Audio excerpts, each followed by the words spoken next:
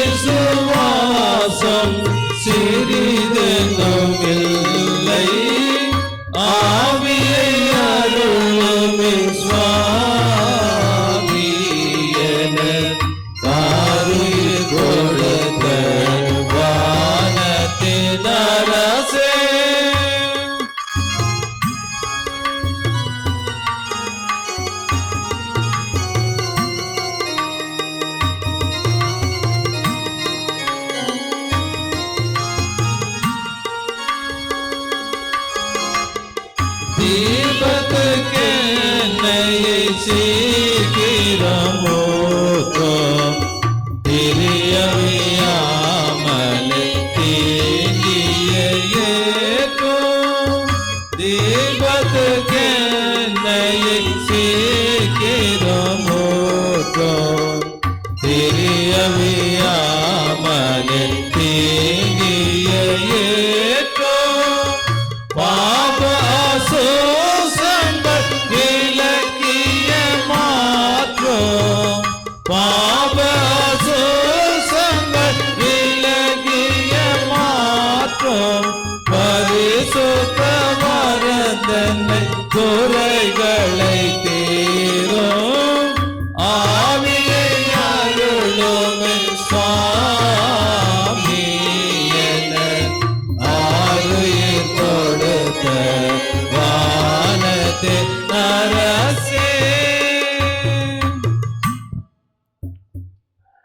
இந்த நாளிலுமாக இந்த சிறப்பான பெந்தேகோஸ்தே ஞாயிறு வழிபாடுக்கு வருகை தந்திருக்கும் உங்கள் அனைவரையும் நம்முடைய ஆண்டவர் மீட்பெருமாயிருக்கிற இயேசு கிறிஸ்துவின் பெயரிலே அன்போடு கூட வாழ்த்தி வரவேற்றுக் கொள்கின்றோம். நாம் நின்றவாறே தென்னிந்திய திருச்சபை இறை வழிபாடு நூல் பக்கம் 76 காலை மாலை 2வது ஆராதனை முறையை நாம் பின்பற்றிக் கொள்வோம். நாம் கடவுளை தொழுவோம். கடவுள் ஆவியாய் இருக்கிறார். அவரை தொழுது கொள்கிறவர்கள் ஆவியோடும் உண்மையோடும் அவரை தொழுது கொள்ள வேண்டும். நம்முடைய பிதாவாக்கிய கடவுளாலும் கர்த்தராகிய இயேசு கிறிஸ்துவினாலும் உங்களுக்கு கிருபையும் சமாதானமும் உண்டாவதாக. இது கர்த்தர் உண்டு பண்ணின நாள், இதிலே களி கூர்ந்து மகிழ கடவோம். பக்கம் 79. ஆண்டவரே எங்கள் உதடுகளை திறந்தருளும். பிதாவுக்கும் குமாரனுக்கும் பரிசுத்த ஆவிக்கும் மகிமை உண்டாவதாக.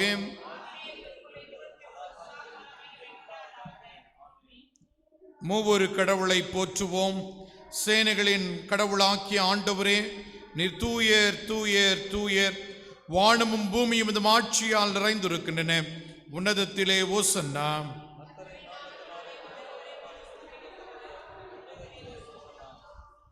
கடவுளே நீர் பரிசுத்தர். கடவுளே நீர் பரிசுத்தர். சர்வ வல்லவரே நீர் பரிசுத்தர். சர்வ வல்லவரே நீர் பரிசுத்தர். சாவாமை உடையவரே நீர் பரிசுத்தர். சாவாமை உடையவரே நீர் பரிசுத்தர். ஆண்டவரே எங்களுக்காக சிலுவையில் அறை உண்ட எங்கள் மீட்பரே, எங்கள் மேல் கிருபையாயிரும். ஆண்டவரே எங்களுக்காக சிலுவையில் அறையுண்ட எங்கள் மீட்பரே, எங்கள் மேல் கிருபையாயிரும். பரிசுத்த ஆவியாகிய ஆண்டவரே எங்கள் மேல் கிருபையாயிரும். பரிசுத்த ஆவியாகிய ஆண்டவரே எங்கள் மேல் கிருபையாயிரும். ஆண்டவரே எங்கள் ஜெபங்களையும் ஆராதனைகளையும் ஏற்றுக்கொண்டு எங்கள் மேல் கிருபையாயிரும். ஆண்டவரே எங்கள் மேல் மனதுருகி எங்கள் மேல் கிருபையாயிரும். சற்று நேரம் நம்முடைய பாவ குற்றங்களை எல்லாம் வல்ல கடவுள் திருமுன்னிலையில் உணர்ந்தறிவோமாக. நமக்கு பாவம் இல்லை என்போமே, ஆனால் நம்மையே நாம் வஞ்சிக்கிறவர்களாவோம். நமக்குள் உண்மை இல்லை. நமது பாவங்களை அறிக்கையிட்டால் பாவங்களை நமக்கு மன்னித்து எவ்வித அனிதமும் நீங்க நம்மை சுத்திகரிப்பதற்கு அவர் நம்பத்தக்கவரும் நீதியும் உள்ளவர். நான் எழுந்து என் தகப்பனிடத்துக்கு போய், தகப்பனே, பரத்துக்கு விரோதமாக உமது பார்வையிலும் பாவம் செய்தேன். இனி உம்முடைய மகன் என்ன சொல்லப்படுவதற்கு நான் பாத்திரன் அல்ல. உம்முடைய கூலிக்காரலில் ஒருவனாக்கி என்னை வைத்துக் கொள்ளும் என்பேன். நமது பலவீனங்களுக்காக பரிதபிக்க முடியாத பிரதான ஆசாரியர் நமக்கு இராமல் எல்லா விதத்திலும் நம்மை போல் சோதிக்கப்பட்டும் பாவம் இல்லாத பிரதான ஆசாரியரே நமக்கு இருக்கிறார். நாம் முழங்கால் படியிற்றோ அல்லது அமர்ந்தோ அமைதியாக நம்மையே நாம் சோதித்து அறிவோமாக. நம்முடைய குற்றங்களை உணர்ந்தறிவதற்கு உதவியாக கீர்த்தனைகளிலே 148வது பாடலை ஜெப நிலையில் சேர்ந்து பாடுவோம்.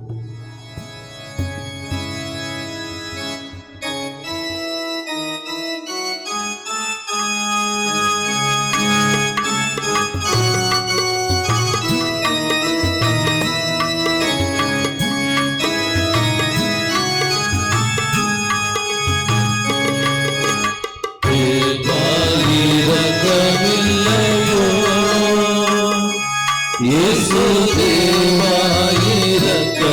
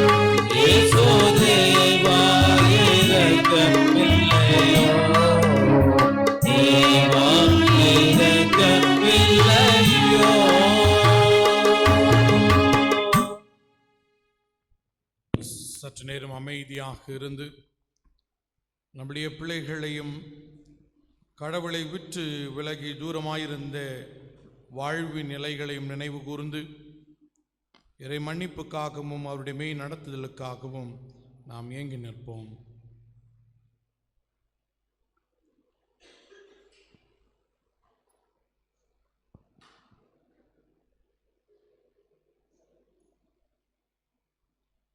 சர்வ வல்லமையுள்ள கடவுளிடத்தில் நாம் நமது பாவங்களை மனத்தாழ்மையோடு அறிக்கை செய்வதற்கு உதவியாக முதலாவது பொதுவான பாவரிக்கையின் ஜெபத்தை சேர்ந்து ஏறெடுப்போம். சர்வ வல்லமையும் மிகுந்த இரக்கமுள்ள பிதாவே, தப்பிப்போன ஆடுகளைப் போல நாங்கள் உடைய வழிகளை விட்டு அலையும் போனோம். எங்கள் இருதயத்தின் யோசனைகளுக்கும் விருப்பங்களுக்கும் மிகவும் நடந்தோம். உடைய பரிசுத்த கற்பனைகளுக்கு விரோதமாய் குற்றம் செய்தோம். செய்யத்தக்கவைகளை செய்யாமல் செய்யத்தகாதவைகளை செய்து வந்தோம். எங்களுக்கு சுகமே இல்லை. ஆனாலும் ஆண்டவரே, தேவரீர் எங்கள் ஆண்டவராகிய இயேசு கிறிஸ்து மூலமாய் மனிதருக்கு அருளி செய்த வாக்குத்தத்தங்களின்படியே நிர்வாகியமுள்ள குற்றவாளிகளாக்கி எங்களுக்கு இறங்கும். தப்பிதங்களை அறிக்கையிடுகிற எங்கள் மேல் பொறுமையாயிரும். பாவத்தின் நிமித்தம் துக்கப்படுகிற எங்களை சீர்படுத்தும். மிகவும் இரக்கமுள்ள பிதாவே, உடைய பரிசுத்த நாமத்துக்கு மகிமை உண்டாகும்படி நாங்கள் இனி தேவ பக்தியும் நீதியும் தெளிந்த புத்தியும் உள்ளவர்களாய் நடந்து வர இயேசு கிறிஸ்து நிமித்தம் எங்கள் கிருபை செய்தருளும். ஆமென்.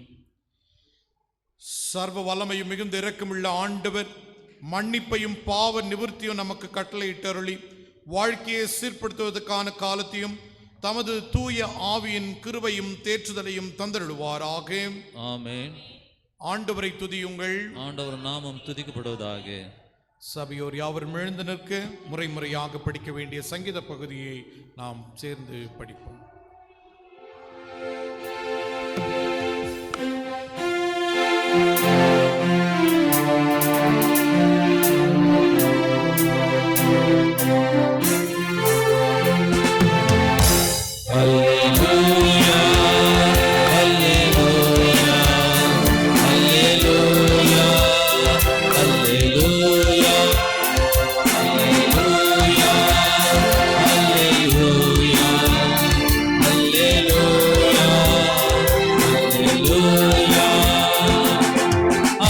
மாறி மாறி வாசிக்க வேண்டிய சங்கீதம்.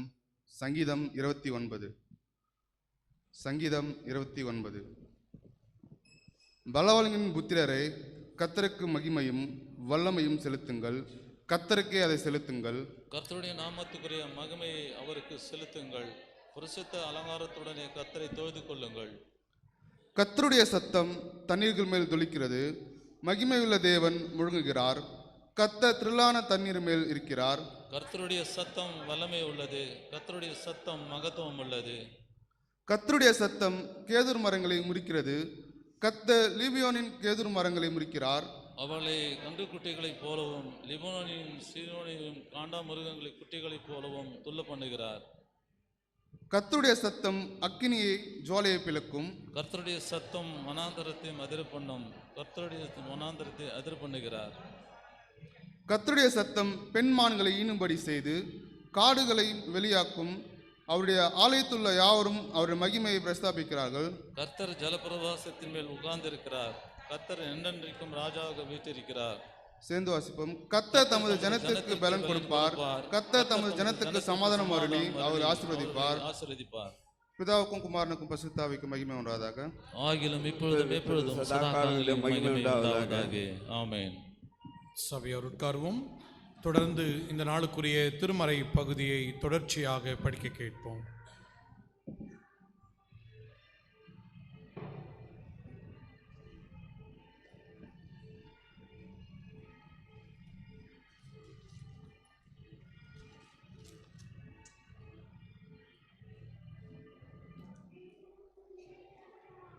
வாசிக்க வேண்டிய முதலாம் வேத பாடம் 1 ராஜாக்கள் 19ஆம் அதிகாரம் வசனங்கள் 11 முதல் 18 வரை வாசிக்க கேட்போம்.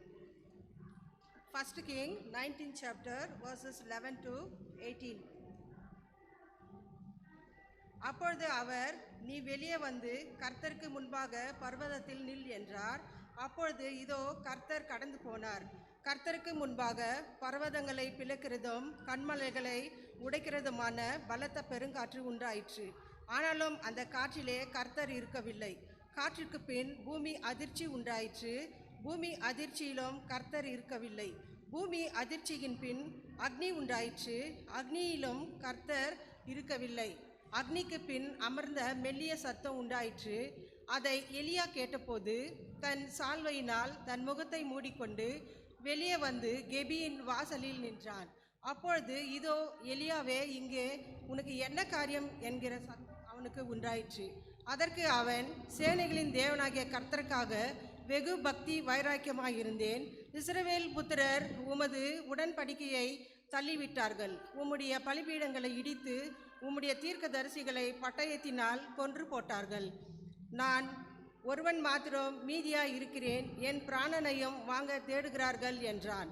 அப்பொழுது கர்த்தர் அவனை பார்த்து, நீ தமஸ்குவின் வழியாய் வனாந்தரத்திற்கு திரும்பி போய் ஆசாகேலை சீரியாவின் மேல் ராஜாவாக அபிஷேகம் பண்ணி, பின்பு நிம்சியின் குமாரனாகிய யெகூவை இஸ்ரவேலின் மேல் ராஜாவாக அபிஷேகம் பண்ணி, ஆபேல் மேஹ்கொலா ஊரான சாபாத்தின் ஊரானாகிய எலிசாவை உன் ஸ்தானத்திலே தீர்க்கதரிசியாக அபிஷேகம் பண்ணு.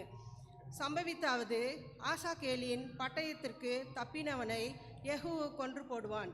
யெகூவின் பட்டயத்திற்கு தப்பினவனை எலிசா கொன்று போடுவான். ஆனாலும் பாகாலுக்கு முடங்காந்திருக்கிற முழங்கால்களையும் அவனை முத்தம் செய்யாதிருக்க வாய்க்காலுடைய 7000 பேரை இஸ்ரவேலிலே மீதியாய் வைத்திருக்கிறேன் என்றார் என்பதே வாசிக்க வேண்டிய முதலாம் வேத பாடம் வாசித்தாயிற்று.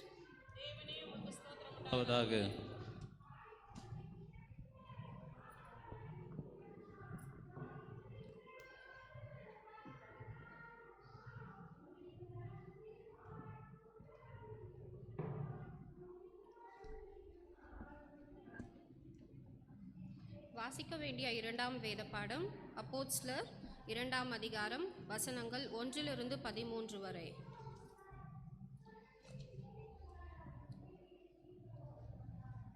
அப்போஸ்தலர் 2ஆம் அதிகாரம் வசனங்கள் 1 to 13 வரை. பெந்தேகோஸ்தே எனும் நாள் வந்தபோது அவர்கள் எல்லாரும் ஒருமனப்பட்டு ஓரிடத்திலே வந்திருந்தார்கள். அப்பொழுது பலத்த காற்று அடிக்கிற முழக்கம் போல வானத்திலிருந்து சடுதியாய் ஒரு முழக்கம் உண்டாகி அவர்கள் உட்கார்ந்திருந்த வீடு முழுவதையும் நிரம்பிற்று. அல்லாமலும் அக்கினிமயமான நாவுகளைப் போல பிரிந்திருக்கும் நாவுகள் அவர்களுக்கு காணப்பட்டு அவர்கள் ஒவ்வொருவர் மேலும் வந்து அமர்ந்தது. அவர்கள் எல்லாரும் பரிசுத்த ஆவியினாலே நிரப்பப்பட்டு ஆவியானவர் தங்களுக்கு தந்தருளின வரத்தின்படியே வெவ்வேறு பாஷைகளிலே பேசத் தொடங்கினார்கள்.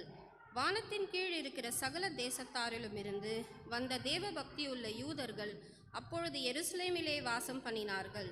அந்த சத்தம் உண்டான போது திரளான ஜனங்கள் கூடி வந்து தங்கள் தங்கள் பாஷையிலே அவர்கள் பேசுகிறதை அவரவர்கள் கேட்டபடியினாலே கலக்கமடைந்தார்கள். எல்லாரும் பிரமித்து ஆச்சரியப்பட்டு ஒருவரை ஒருவர் பார்த்து, இதோ பேசுகிற இவர்கள் எல்லோரும் கலிலேயர் அல்லவா? அப்படி இருக்க நம்மில் அவரவர்களுடைய ஜன்ம பாஷைகளிலே இவர்கள் பேச கேட்கிறோமே, இதெப்படி? பார்த்தரும் மேதரும் எலாமீத்தரும் மெசபோத்தோமியா யுதேயா கப்பத்நோக்கியா பொந்து ஆசியா பிர்கியா பம்பிலியா எகிப்து எனும் தேசத்தார்களும் சிரேனே பட்டணத்தை சுற்றி இருக்கிற லிபியாவின் திசைகளிலே குடியிருக்கிறவர்களும் இங்கே சஞ்சரிக்கிற ரோமாபுயரும் யூதரும் யூத மார்க்கத்தமைத்தவர்களும் கிரேத்தரும் அரபியருமாகிய நாம் நம்முடைய பாஷைகளிலே இவர்கள் தேவனுடைய மகத்துவங்களை பேச கேட்கிறோமே என்றார்கள். எல்லோரும் பிரமித்து சந்தேகப்பட்டு இதென்னமாய் முடியுமோ என்று ஒருவரோடு ஒருவர் சொல்லிக் கொண்டார்கள். மற்றவர்களோ இவர்கள் மதுபானத்தினால் நிறைந்திருக்கிறார்கள் என்று பரியாசம் பண்ணினார்கள். வாசிக்க வேண்டிய இரண்டாம் வேத பாடம் வாசித்தாயிற்று. தேவனே உமக்கு ஸ்தோத்திரம் உண்டாதாக.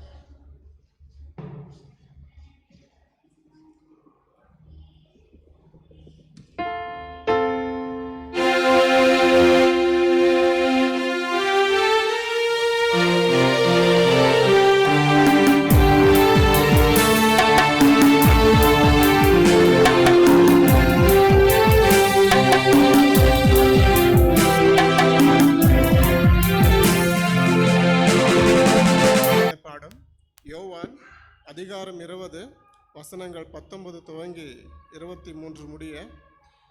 யோவானுக்கு எழுதின சுவிசேஷம் அதிகாரம் 20 வசனங்கள் 19 துவங்கி 23 முடிய. வாரத்தின் முதல் நாளாகிய அன்றைய தினத்தின் சாயங்கால வேளையிலே சீஷர்கள் கூடியிருந்த இடத்தில் யூதர்களுக்கு பயந்ததினால் கதவுகள் பூட்டியிருக்கையில் இயேசு வந்து நடுவே நின்று, உங்களுக்கு சமாதானம் என்றார். அவர் இப்படி சொல்லி தம்முடைய கையையும் விலாவையும் அவர்களுக்கு காண்பித்தார். சீஷர்கள் கர்த்தரை கண்டு சந்தோஷப்பட்டார்கள். இயேசு மறுபடியும் அவர்களை நோக்கி, உங்களுக்கு சமாதானம் உண்டாவதாக. பிதா என்னை அனுப்பினது போல நானும் உங்களை அனுப்புகிறேன் என்று சொல்லி அவர்கள் மேல் ஊதி, பரிசுத்த ஆவியை பெற்றுக்கொள்ளுங்கள். எவர்களுக்கு பாவங்கள் மன்னிக்கப்படுகிறதோ அவைகள் அவர்களுக்கும் மன்னிக்கப்பட்டிருக்கும். எவர்களுடைய பாவங்களை மன்னியாதிருக்கிறீர்களோ அவைகள் அவர்களுக்கு மன்னிக்கப்படாதிருக்கும் என்றார். வாசிக்க வேண்டிய சுவிசேஷ வேத பாடம் வாசித்தாயிற்று. கிறிஸ்துவுக்கே மகிமை உண்டாவதாக. சபையோர் உட்கார்வோம். தொடர்ந்து நாம் யாவரும் புத்தெழுச்சி எழுப்புதல் பாடல்களிலே ஆவியானவரே அன்பின் ஆவியானவரே என்கின்ற பாடலை நாம் இணைந்து பாடுவோம்.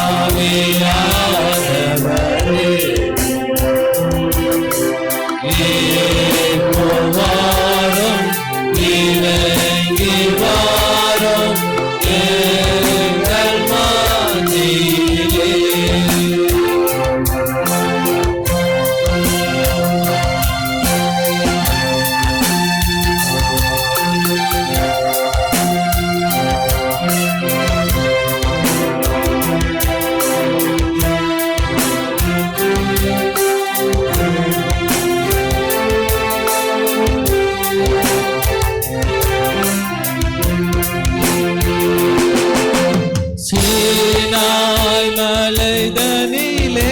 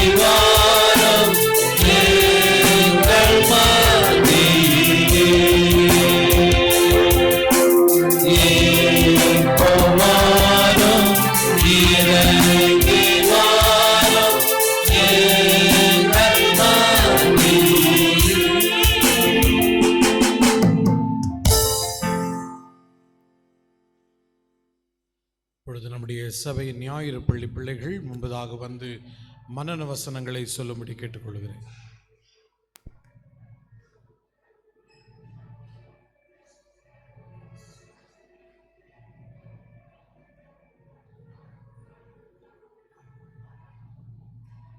Everything is possible for one who believes. Mark 9 verses 23.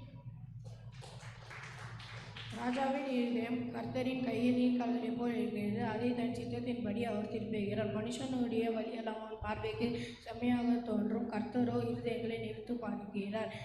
பலியிடுவதை பார்க்கலும் நியாயமும் நன்மையும் செய்வது கர்த்தருக்கு பிரியம். மேட்டிமையான பார்வையும் அகந்தையான மனமும் உள்ள துன்மார்க்கன் போடும் வெளிச்சம் பாவமே. ஜாக்கிரதை உள்ளவனுடைய நினைவுகள் செல்வத்துக்கும் பதறுகிறவனுடைய நினைவுகள் தரித்திரனுக்கும் ஏதாகும். நீதிமொழிகள் 21:1-5. Blessed is the man who walks not in the counsel of the wicked, not stand in the way of sinners, not sit in the seat of scoffers, but his light is the law of the Lord, and on his law he meditates day and night. He is like tree planted by streams of water, that yieldeth fruit in its season, and leaf does not wither. In all that he prosper. First Sam 1 verses. கர்த்தரின் வாசல் இதுவே, நீதிமான்கள் இதற்குள் பிரவேசிப்பார்கள். நீர் எனக்கு செவி கொடுத்து எனக்கு ரட்சிப்பாக இருந்தபடியால் நான் உம்மை துதிப்பேன். வீட்டு கட்டுகிறவன் ஆகாதென்று தள்ளின கல்லே மூளைக்கு தலைக்கல் ஆயிற்று. அது கர்த்தராலே ஆயிற்று. அது நம்முடைய கண்களுக்கு ஆச்சரியமாக இருக்கிறது. இது கர்த்தர் உண்டு பண்ணினானால் இதில் களி கூர்ந்து மகிழ கடவும். கர்த்தாவே ரட்சியும், கர்த்தாவே காரியத்தை வாய்க்க பண்ணும். கர்த்தருடைய நாமத்தினாலே வருகிறவர் ஸ்தோத்தரிக்கப்பட்டவர். கர்த்தருடைய ஆலயத்திலிருந்து உங்களை ஆசீர்வதிக்கிறோம். சங்கீதம் 118 20-26. Come Lord, save me, my God.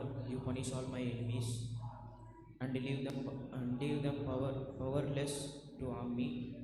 Victory comes from the Lord. May He bless His people. Psalms 5:7. May God be gracious to us and bless us and make His face to shine upon us, that your way may be known on earth, your saving power among all nations. Let the people praise you, O Lord. Let the people praise you. Psalm 67:1-3. Save your peoples, Lord, and bless them, those who be their shepherds, and take care of them forever. Psalms 29:9. But I will help the person who put his trust in me. Jeremiah 17:7. கர்த்தர் மேய்ப்பராக இருக்கிறார், நான் தாழ்ச்சி அடையேன். அவர் என்னை புல்லுள்ள இடங்களில் மேய்த்து அம்மாத தண்ணீர் அண்டையில் என்னை கொண்டு போய் விடுகிறார். சங்கீதம் 23:1-2. God be merciful to us and bless us. Look on us with kindness, so that the whole world may know your wills, and so that the whole nation may know your salvation. May the people praise you, O God. May all the people praise you. May all the nation be glad and sing for joy, because you justice the people with justice and guide every nation on earth. So that the people praise you, O God. So that the whole people praise you. The land had produced its harvest. Our God has blessed us. Psalms 67:1-6. If you ask me anything in my name, I will do it. Job 41:40. The God said, I will go with you, I will give you victory. Exodus 33:14. My son, do not forget my teachings, but let your heart keep my commandments. For the length of the days and years of the life and peace will add on to you. Let not steadfast love and faithfulness forsake you. Bind around your neck, written in the tablet of your heart, so that you will find good favor and success in the sight of God and man. Trust in the Lord with all your heart and do not lean in your own understandings. Proverbs chapter 3:1-5. The Lord is my shepherd, I have everything I need. Psalms 23:1. கர்த்தர் உண்டு பண்ணினார், அதில் எல்லாரும் களி கூர்ந்து மகிழ கழிவோம். சங்கீதம் 118:24. God will do which is good. Psalms 51.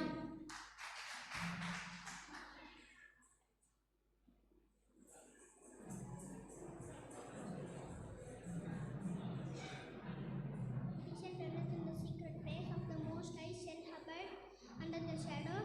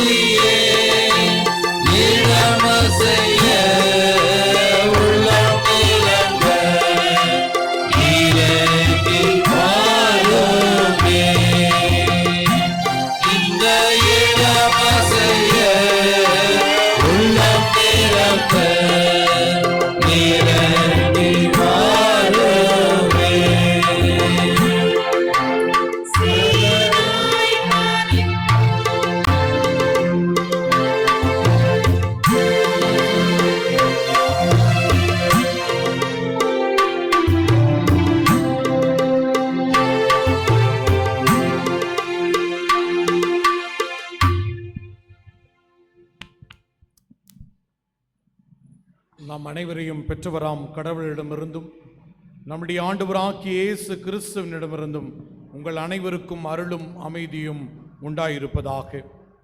மீண்டும் ஒரு முறை உங்கள் அனைவரையும் நம்முடைய மூவொரு கடவுளின் திருப்பெயராலே அன்போடு கூட வாழ்த்திக் கொள்கின்றேன். ஆண்டவர் இந்த நாளிலும் உங்களோடு கூட அவருடைய திருவார்த்தைகளை பகிர்ந்து கொள்வதற்கு தந்த வாய்ப்பை எண்ணி கடவுளை நான் போற்றுகின்றேன்.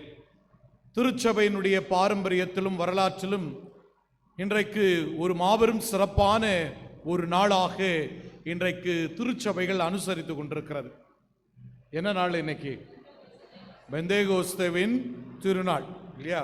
கடந்த வாரம் நாம் என்ன செய்தோம்? ஆண்டவரின் விண்ணேற்றத்தை குறித்து பார்த்தோம்.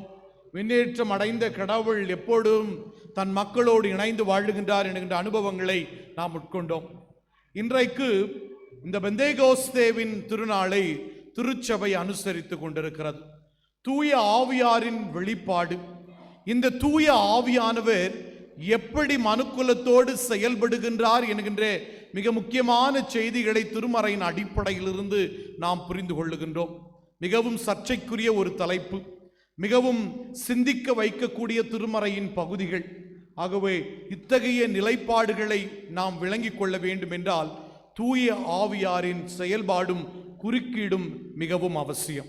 ஆகவே தலைகளை தாழ்த்தி ஆண்டவரின் பேரருளின் உதவிக்காகவும் அவருடைய மெய் நடத்துதலுக்காகவும் நம்மையே நாம் சற்று நேரம் அவருடைய திருச்சொற்களுக்காக கேட்க தூய ஆவியாரின் வருகையும் ஆட்கொள்ளுதலையும் நம்மிலே நாம் உணர்ந்து அறிவோமாக.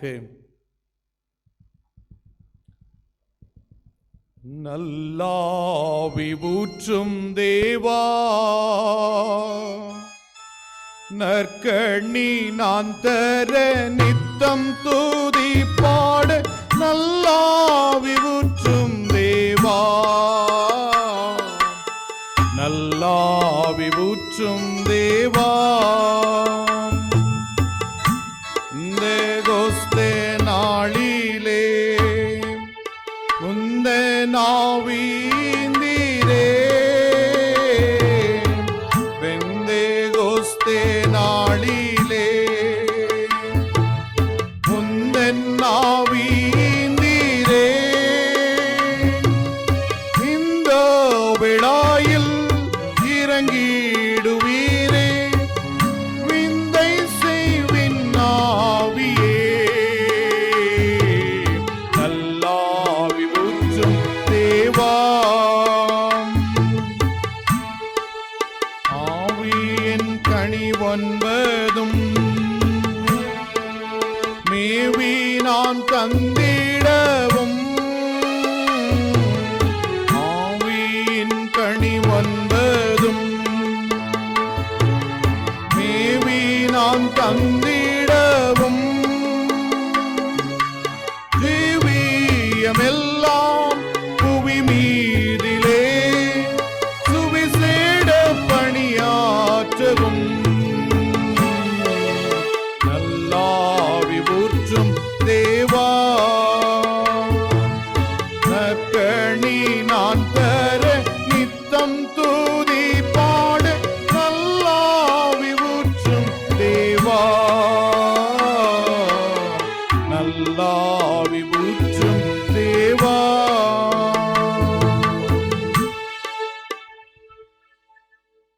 தூய ஆவியானவரே வாரும், எங்களோடு இடைவிடும், எங்களை உருவாக்கும், எங்களை உடைத்து மறுசீரமைப்பு செய்யும். நீர் எதிர்நோக்கும் தன்மைகளில் எங்களை வளர்த்திடும். உம் வசனமே கேட்க காத்திருக்கிறோம். தூய ஆவியானவரால் அருளப்பட்ட அத்திருவாக்கியங்கள் எங்கள் வாழ்வை மீண்டும் புத்துணர்வுபடுத்தி மீண்டும் எங்களை உருவாக்கி எங்களை மீண்டும் உயிர்ப்பிக்கட்டும் என வேண்டுதல் செய்கின்றோம். எங்களோடு இடைபடும் கிறிஸ்து இயேசுவின் பெயரிலேயே விண்ணப்பிக்கிறோம் நல்ல கடவுளே, ஆமென். பெந்தேகோஸ்தேவின் திருநாள். இந்த பெந்தேகோஸ்தேவின் திருநாளை நாம் பார்க்கின்ற போது மிகவும் குறிப்பாக இது மகத்தரான ஒரு செயல்பாட்டை வெளியிட்ட ஒரு திருநாள். தூய ஆவியானவர் தன்னை வெளிப்படுத்திய ஒரு திருநாள். This day is observed as a manifestation of the Holy Spirit. தூய ஆவியானவர் தன் இருக்கையை உணர்த்தி மீண்டும் ஒரு முறை மனுக்குலத்தை வாழ்வுட்டச் செய்த ஒரு மகத்தரான ஒரு கருவியாக, ஒரு செயலாளராக மனு வாழ்விலே திகழ்வதற்கு தூய ஆவியானவர் தம் சீடர்களின் மீது ஆண்டவர் அருள பண்ணியதை நாம் நினைவு கூறுகின்ற ஒரு திருநாள். ஆகவே இந்த பெந்தேகோஸ்தேவின் நாளுக்கென்று கொடுக்க பெற்றிருக்கின்ற தலைப்பு பேர் இறைச்சல்களின் மத்தியில் கடவுளின் சொல்லுக்கு செவி கொடுத்தல் அல்லது கடவுளின் சத்தத்திற்கு செவி கொடுத்தல். Hearing God's voice in a noisy world. சத்தம் பேரிரைச்சல்கள் நிறைந்திருக்கின்ற இவ்வுலகிலே கடவுளின் சத்தம் நமக்கு கேட்கின்றதா இல்லை? இந்த தலைப்பை குறித்து நான் சிந்தித்து கொண்டிருக்கிற போது தூய மத்தேயு ஆலயத்திற்கு ஒரு மிகப்பெரிய சவால் உண்டு இல்லையா? பெரும் இரைச்சல்கள், சத்தங்களுக்கு இடையே தான் நம்மளுடைய வழிபாடு என்ன செய்து கொண்டிருக்கிறது, நடந்து கொண்டு இருக்கின்றது இல்லையா? வாரந்தோறும் ஒரு நிகழ்வு இந்த வட்டாரத்தில் அமைந்திருக்கின்றன. ஆனால் இத்தகைய சத்தத்தின் மத்தியிலே கடவுளின் சத்தத்தை என்னால் கேட்க முடிகிறதா? Am I able to hear the voice of God amidst of loud and noise that has been created in the community? இன்றைக்கு பல்வேறு சத்தங்கள் சமூகத்திலே இருக்கின்றன. பொருளாதாரத்தின் ஏற்றத்தாழ்வின் சுரண்டலின் ஏழைகளின் சத்தம் இருக்கின்றது. அரசியலின் நிலை குலைந்த தன்மைகளினாலே பாதிக்கப்பட்டிருக்கின்ற அதிகாரமற்றவர்களின் மக்களின் சத்தம் இருக்கின்றது. இன்றைக்கு சமய மாய்மாலங்கள் நிறைந்திருக்கின்ற சூழல்களின் மத்தியிலே பகுப்பாய்வின் எண்ணங்கள் உருவெடுக்கின்றனவா என்பதை எல்லாம் நாம் யோசித்து பார்க்க வேண்டியிருக்கிறது. There is religious manipulation, there is political oppression that is taking place, there is gender abuse, and there is all sorts of evil that is happening all around us. Are we able to hear the cry, the oppression of the community? மக்களின் கூக்குறுதல்கள், மக்களின் அழுகுரல்கள், மக்களின் வாழ்வின் கொந்தளிப்புகளை நம்மாலே பார்க்கவும் கேட்கவும் முடிகின்றதா என்பதை யோசித்து பார்க்க வேண்டும். இத்தகைய அவலம் நிறைந்த வாழ்வின் சூழலிலே கடவுள் இன்னும் பேசிக்கொண்டுதான் இருக்கிறாரா? இந்த கடவுள் பேசுபவர் தானா? இந்த கடவுள் தொடர்ந்து தம்முடைய தொடர்பை மனுக்குலத்தோடு இணைத்துக் கொள்ளுகிறவர் தானா என்கின்ற மிகப்பெரிய கேள்விகள் எழும்பி வருகின்ற சூழ்நிலைகள். இந்த பெரும் எரிச்சல் என்பது வெறுமனே சத்தத்தை குறிக்கக்கூடிய ஒன்று மாத்திரம் அல்ல.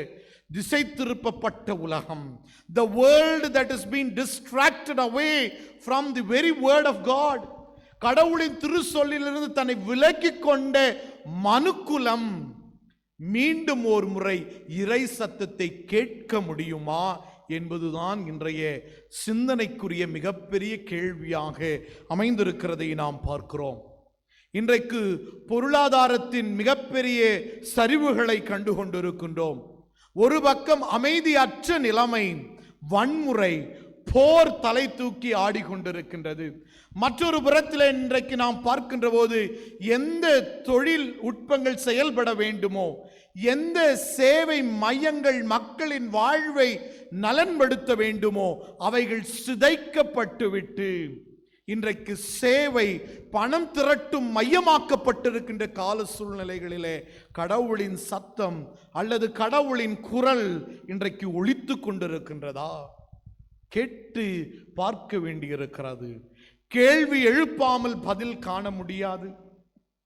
ஆகவே இன்றைக்கு மீண்டும் ஒரு முறை நாம் கேள்வி எழுப்பி பார்க்க வேண்டும். சந்தையினுடைய ஏற்ற இறக்கத்தை செய்திகளிலே கேட்க விரும்புகின்றோம். ஆனால் மனிதம் சிதைக்கப்படுகின்ற போது, என்னுடைய சக படைப்பு கொந்தளிக்கப்படுகின்ற போது, என்னுடைய சக மனிதர்கள் சிதைவுபடுகின்ற போது அவர்களின் சத்தம் என் காதில் விழுகிறதா? என் காதில் விழுந்தும் அதை கேளாமல் இருக்கிறதா? பல நேரங்களிலே சொல்லுகின்ற ஒரு மிக முக்கியமான செய்தி என்னவென்றால், கடவுள் சுயேட்சையாக எதையும் செயல்படுத்த முடியாது. God cannot do anything on its own or independently. God is also dependent on God's own creation. கடவுள் தன் சொந்த படைப்பிலே சார்பு கொண்டிருக்கின்ற கடவுளாக இருக்கின்றார். அப்படி என்றால் இந்த பெந்தேகோஸ்தேவின் அனுபவம் என்பது என்னை கடவுளின் பிரதிநிதியாக இவ்வுலகிலே வாழ அழைக்கிறது. This very festival of Pentecost invites us to be the representative of God in the community. நான் வாழுகின்ற இடத்திலே கடவுளின் காதாக, கடவுளின் வாயாக, கடவுளின் செயல்திறன் கொண்டவர்களாக நாம் செயல்பட வேண்டும் என்பதுதான் பெந்தேகோஸ்தேவின் அழைப்பு. திருச்சபைகளிலே 3 முக்கியமான பண்டிகைகள் அனுசரிக்கப்படுகிறது. எதுவெல்லாம்? திருச்சபையிலேன்னு இல்லையா, நம்முடைய கிறிஸ்தவ பாரம்பரியங்களிலே 3 சிறப்பான பண்டிகைகளை கொண்டாடுகிறோம். எதுவெல்லாம் சொல்லுங்க பார்ப்போம். Christmas, very good. அதே மாதிரி அப்புறம் ஈஸ்டர் கொண்டாடுறோம். அதுக்கப்புறம் எதுங்க? ஆமா, நியூ இயர். நியூ இயர் ஒரு பண்டிகை கொண்டாடுகிறோம். இங்கே என்ன சொன்னீங்களே, அறுப்பின் பண்டிகை. ஆமா, அறுப்பின் பண்டிகையை நாம் கொண்டாடுகிறோம். ஆனால் கணக்குப்படி பார்த்தோம்னா உலகளாவிய திருச்சபை 3 பண்டிகை: கிறிஸ்து பிறப்பு, உயிர்த்தெழுந்தல் திருநாள், பெந்தேகோஸ்தேவின் திருநாள். இன்னைக்கு நம்மளுடைய திருச்சபைகள் பண்டிகை கோலம் பெற வேண்டும். ஆனால் இன்றைக்கு பல நேரங்களிலே அதனுடைய சிந்தனைகள் இன்றைக்கு திருச்சபையின் உலகளாவிய சிந்தனைகளிலே சற்று குறைவாகத்தான் இருக்கின்றன. மிக முக்கியமான ஒரு திருநாள். மீண்டும் ஒரு முறை ஆண்டவர் தன் மக்களுக்கு உணர்த்துகின்ற செயல்பாடு என்னவென்றால், நான் வெகு தூரத்தில் இல்லை, உங்களோடு கூடத்தான் இருக்கிறேன் என்று சொல்லுகின்ற மிகப்பெரிய ஆற்றல் வாய்ந்த ஒரு செயலை நிரூபித்த ஒரு திருநாள். அது மாத்திரம் அல்ல, இந்த பெந்தேகோஸ்தேவின் திருநாள் திருச்சபையின் பிறந்த நாள். திருச்சபை பிறந்தது. எப்போது பிறந்தது? ஆண்டவர் இயேசு கிறிஸ்து மகத்தரான தன்னுடைய சிலுவையின் பாடு மரணத்தை ஏற்று ஆண்டவர் மாட்சிமிகு உயிர்த்தெழுதலை அவருக்கு தந்து, அதற்கு பின்னாக இந்த 50வது நாள், இந்த 50வது நாள் உயிர்த்தெழுதலுக்கு பின்வரும் நாள். இந்த நாள் எபிரேய பாரம்பரியத்திலே சிறப்பான ஒரு நாள். இது என்ன நாள் என்றால், கூடார பண்டிகையை நினைவு கூறுகின்ற நாள். அவர்கள் வனாந்திரத்திலே, அவருடைய வெட்டாந்திரத்திலே கூடாரங்களை அமைத்து வாழ்ந்ததை நினைவு கூறும் ஒரு திருநாள். அது மாத்திரம் அல்ல, கடவுள் அவர்களுக்கு கொடுக்கப்பட்ட நியாய பிரமாணத்தை நன்றியறிதலோடு ஏற்கப்பட்ட ஒரு திருநாள். ஆகவே this Pentecost has a very significance in the Hebrew tradition. The very first thing is they were reminded about their living in the tent among or in the wilderness. And the second thing is they received the law, the 10 commandments with heart of gratitude. நன்றி அறிதலோடு அவர்கள் பெற்றுக்கொண்டதை, இது இரண்டையும் நினைப்பூட்டுகின்ற ஒரு திருநாள் தான் பெந்தேகோஸ்தேவின் திருநாள். ஆகையினால தான் நீங்கள் அப்போஸ்தலர் 2ஆம் அதிகாரத்தில் படிக்கிற போது, பெந்தேகோஸ்தேவின் நாள் வந்தபோது மக்கள் அனைவரும் ஒன்றிணைந்தனர். அப்படி என்றது அவருடைய வழக்கம். அவர்கள் கூடி சேர்ந்து இந்த பண்டிகையை அனுசரிக்கின்ற ஒரு நிகழ்வு. ஆகவே இந்த நிகழ்வுதான் நாம் எல்லாரும் சொல்கிறது போல இந்த அர்ப்பின் பண்டிகை. அர்ப்பின் பண்டிகையுடைய மூல நோக்கம் என்னவென்றால், தன்னுடைய முதற்கனிகளை என்ன செய்வது? ஆண்டவருக்கு காணிக்கையாக படைப்பது. ஆகவே ஆண்டவர் இயேசு கிறிஸ்து தன்னுடைய உயிர்த்தெழுதலுக்கு பின்பாக திருச்சபையை முதற்கனியின் காணிக்கையாக தன் ஆண்டவருக்கு அர்ப்பணிக்கும் மகத்தரான வெற்றியின் திருநாள் தான் இந்த பெந்தேகோஸ்தேவின் திருநாள். இது சிறப்பான நாள், இது பண்டிகையின் நாள், கொண்டாட வேண்டிய ஒரு திருநாள்.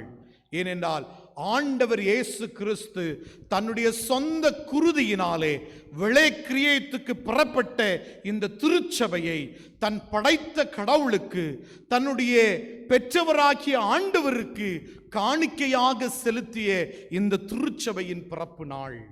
ஆகவே மகத்தரான ஒரு நாள். ஆகவே நாம் எல்லாரும் பற்பல நிலையிலே சார்ந்தவர்கள், பற்பல நிலைகளிலே பின்னணிகளை கொண்டிருந்தவர்கள்.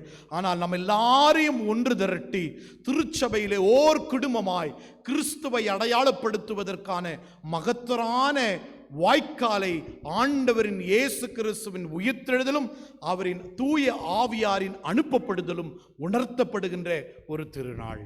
ஆகவே இந்த திருச்சபையின் பிறந்த மகத்துவத்தை இன்றைக்கு நினைவு கூர்ந்து கடவுளுக்கு நன்றி செலுத்தவும், தொடர்ந்து இந்த திருச்சபைகள் இறைவனுடைய திட்டத்தையும் திருவுளத்தையும் நிறைவேற்றுவதற்கு அயராது உழைக்கவும் துணிந்து செயல்படவும் இந்த பெந்தேகோஸ்தே மீண்டும் ஒரு முறை நம்மை அழைப்பு கொடுத்து நம்மிலே எதிர்நோக்கி நிற்கிறது என்பதை நாம் புரிந்து கொள்ள வேண்டும். இன்றைக்கு 3 அழகான திருமறை பகுதிகள், சிறப்பான பகுதிகள். ஆகையினாலே நான் என்ன யோசித்தேன் என்றால், இன்றைக்கு சிறப்பான ஒரு நாள். ஆகையினாலே ஒரு 1.5 மணி நேரத்திலிருந்து 2 மணி நேரம் வரைக்கும் இறை செய்தியை பகிர்ந்து கொள்ளலாம் என யோசிக்கின்றேன். எப்படி, பரவாயில்லைங்களா? உட்காரலாமா? பசி இல்லையா? இல்லையா? உட்கார முடியுமா நம்மளால? உட்கார ஒரு பக்கம் வெறும் வயசானவங்க தான், அதுலேயே ஒரு 4-5 பேர் இல்லையா? இன்றைக்கு கேட்பது என்பது என்ன செய்து விட்டது? என்ன செய்திருச்சுங்க? குறைந்துச்சு. ஏன்னு சொல்லுங்க? எல்லாரும் பேச்சாளர்கள் ஆயிட்டோம் நம்ம, அப்படி தானே? எல்லாரும் பேச்சாளர்கள், கேட்பது என்பது குறைந்து விட்ட சூழ்நிலை. இன்றைக்கு இருக்கிற 3 திருமறை பகுதிகளும் கேட்பதை குறித்து மிக தெளிவாய் எடுத்து பேசுகிறது. இன்றைக்கு 1 ராஜாக்களின் புஸ்தகம் 19வது அதிகாரம். இந்த அதிகாரத்தை படிக்கணும்னு சொன்னால் நீங்கள் 18வது அதிகாரம் தெளிவாய் தெரிந்து வைத்திருக்க வேண்டும். ஆகாப், எசபேல் இவர்கள் என்ன செய்தார்கள்? பாகால் வணக்கத்தை இஸ்ரவேல் சமூகத்தில் கொண்டு வந்து நிறுத்தினார்கள். அப்பொழுது என்ன செய்தார் எலியா? என்ன செய்கிறாருங்க? ஒரு பலி செலுத்துறாரு. கடவுள் பெரியவரா? அப்போ என்ன செய்தார்? கடவுள் எப்படி அவர் கடையாளம் காமிச்சாரு? வானத்திலிருந்து ஒரு அக்கினி வந்து என்ன செய்திருச்சுங்க? அந்த பலியெல்லாம் பட்சித்து போட்டது. பட்சித்து போட்டோடனே நம்மால் சும்மா இருந்தாருங்களா? எலியா என்ன பண்ணிட்டாரு? எல்லாரையும் தம்சம் பண்ணிட்டார், எல்லாரையும் கொண்டுட்டார். பாருங்க, ஏன் கொண்டுட்டார்னா, என் கடவுள் யார் என்பதை உனக்கு நான் நிரூபித்தேன். ஆனால் நாடே நீ மனம் திரும்பி அந்த உயிருள்ள ஆண்டவரை நீ வழிபட்டு இருக்க வேண்டும். ஆனால் நீயும் அதை செய்யாமல் மீண்டும் உன் சுய இஷ்டத்தை போல் நீ வாழ்ந்தாய் என்று அவர் குறிப்பிட்டு என்ன செய்யறாரு? மொத்த பெரிய அடிச்சிட்டார். அடிச்சுட்டு இப்ப என்ன செய்துட்டாரு? ஓடி ஒளிஞ்சிட்டார். எங்க போறாரு? ஒரு மலையின் அடிவாரத்தில் போய் ஒளிஞ்சிட்டு உட்கார்ந்துட்டார். ஏன் அவருக்கு பயம் வந்து விட்டது? அவரே சொல்றார், எப்படிதானங்க 19வது அதிகாரத்தில் 2 முறை அவர் சொல்லுகின்றார், ஐயோ நான் என்ன செய்து விட்டேன் என் மக்களை எல்லாவரையும். 10வது வசனம்.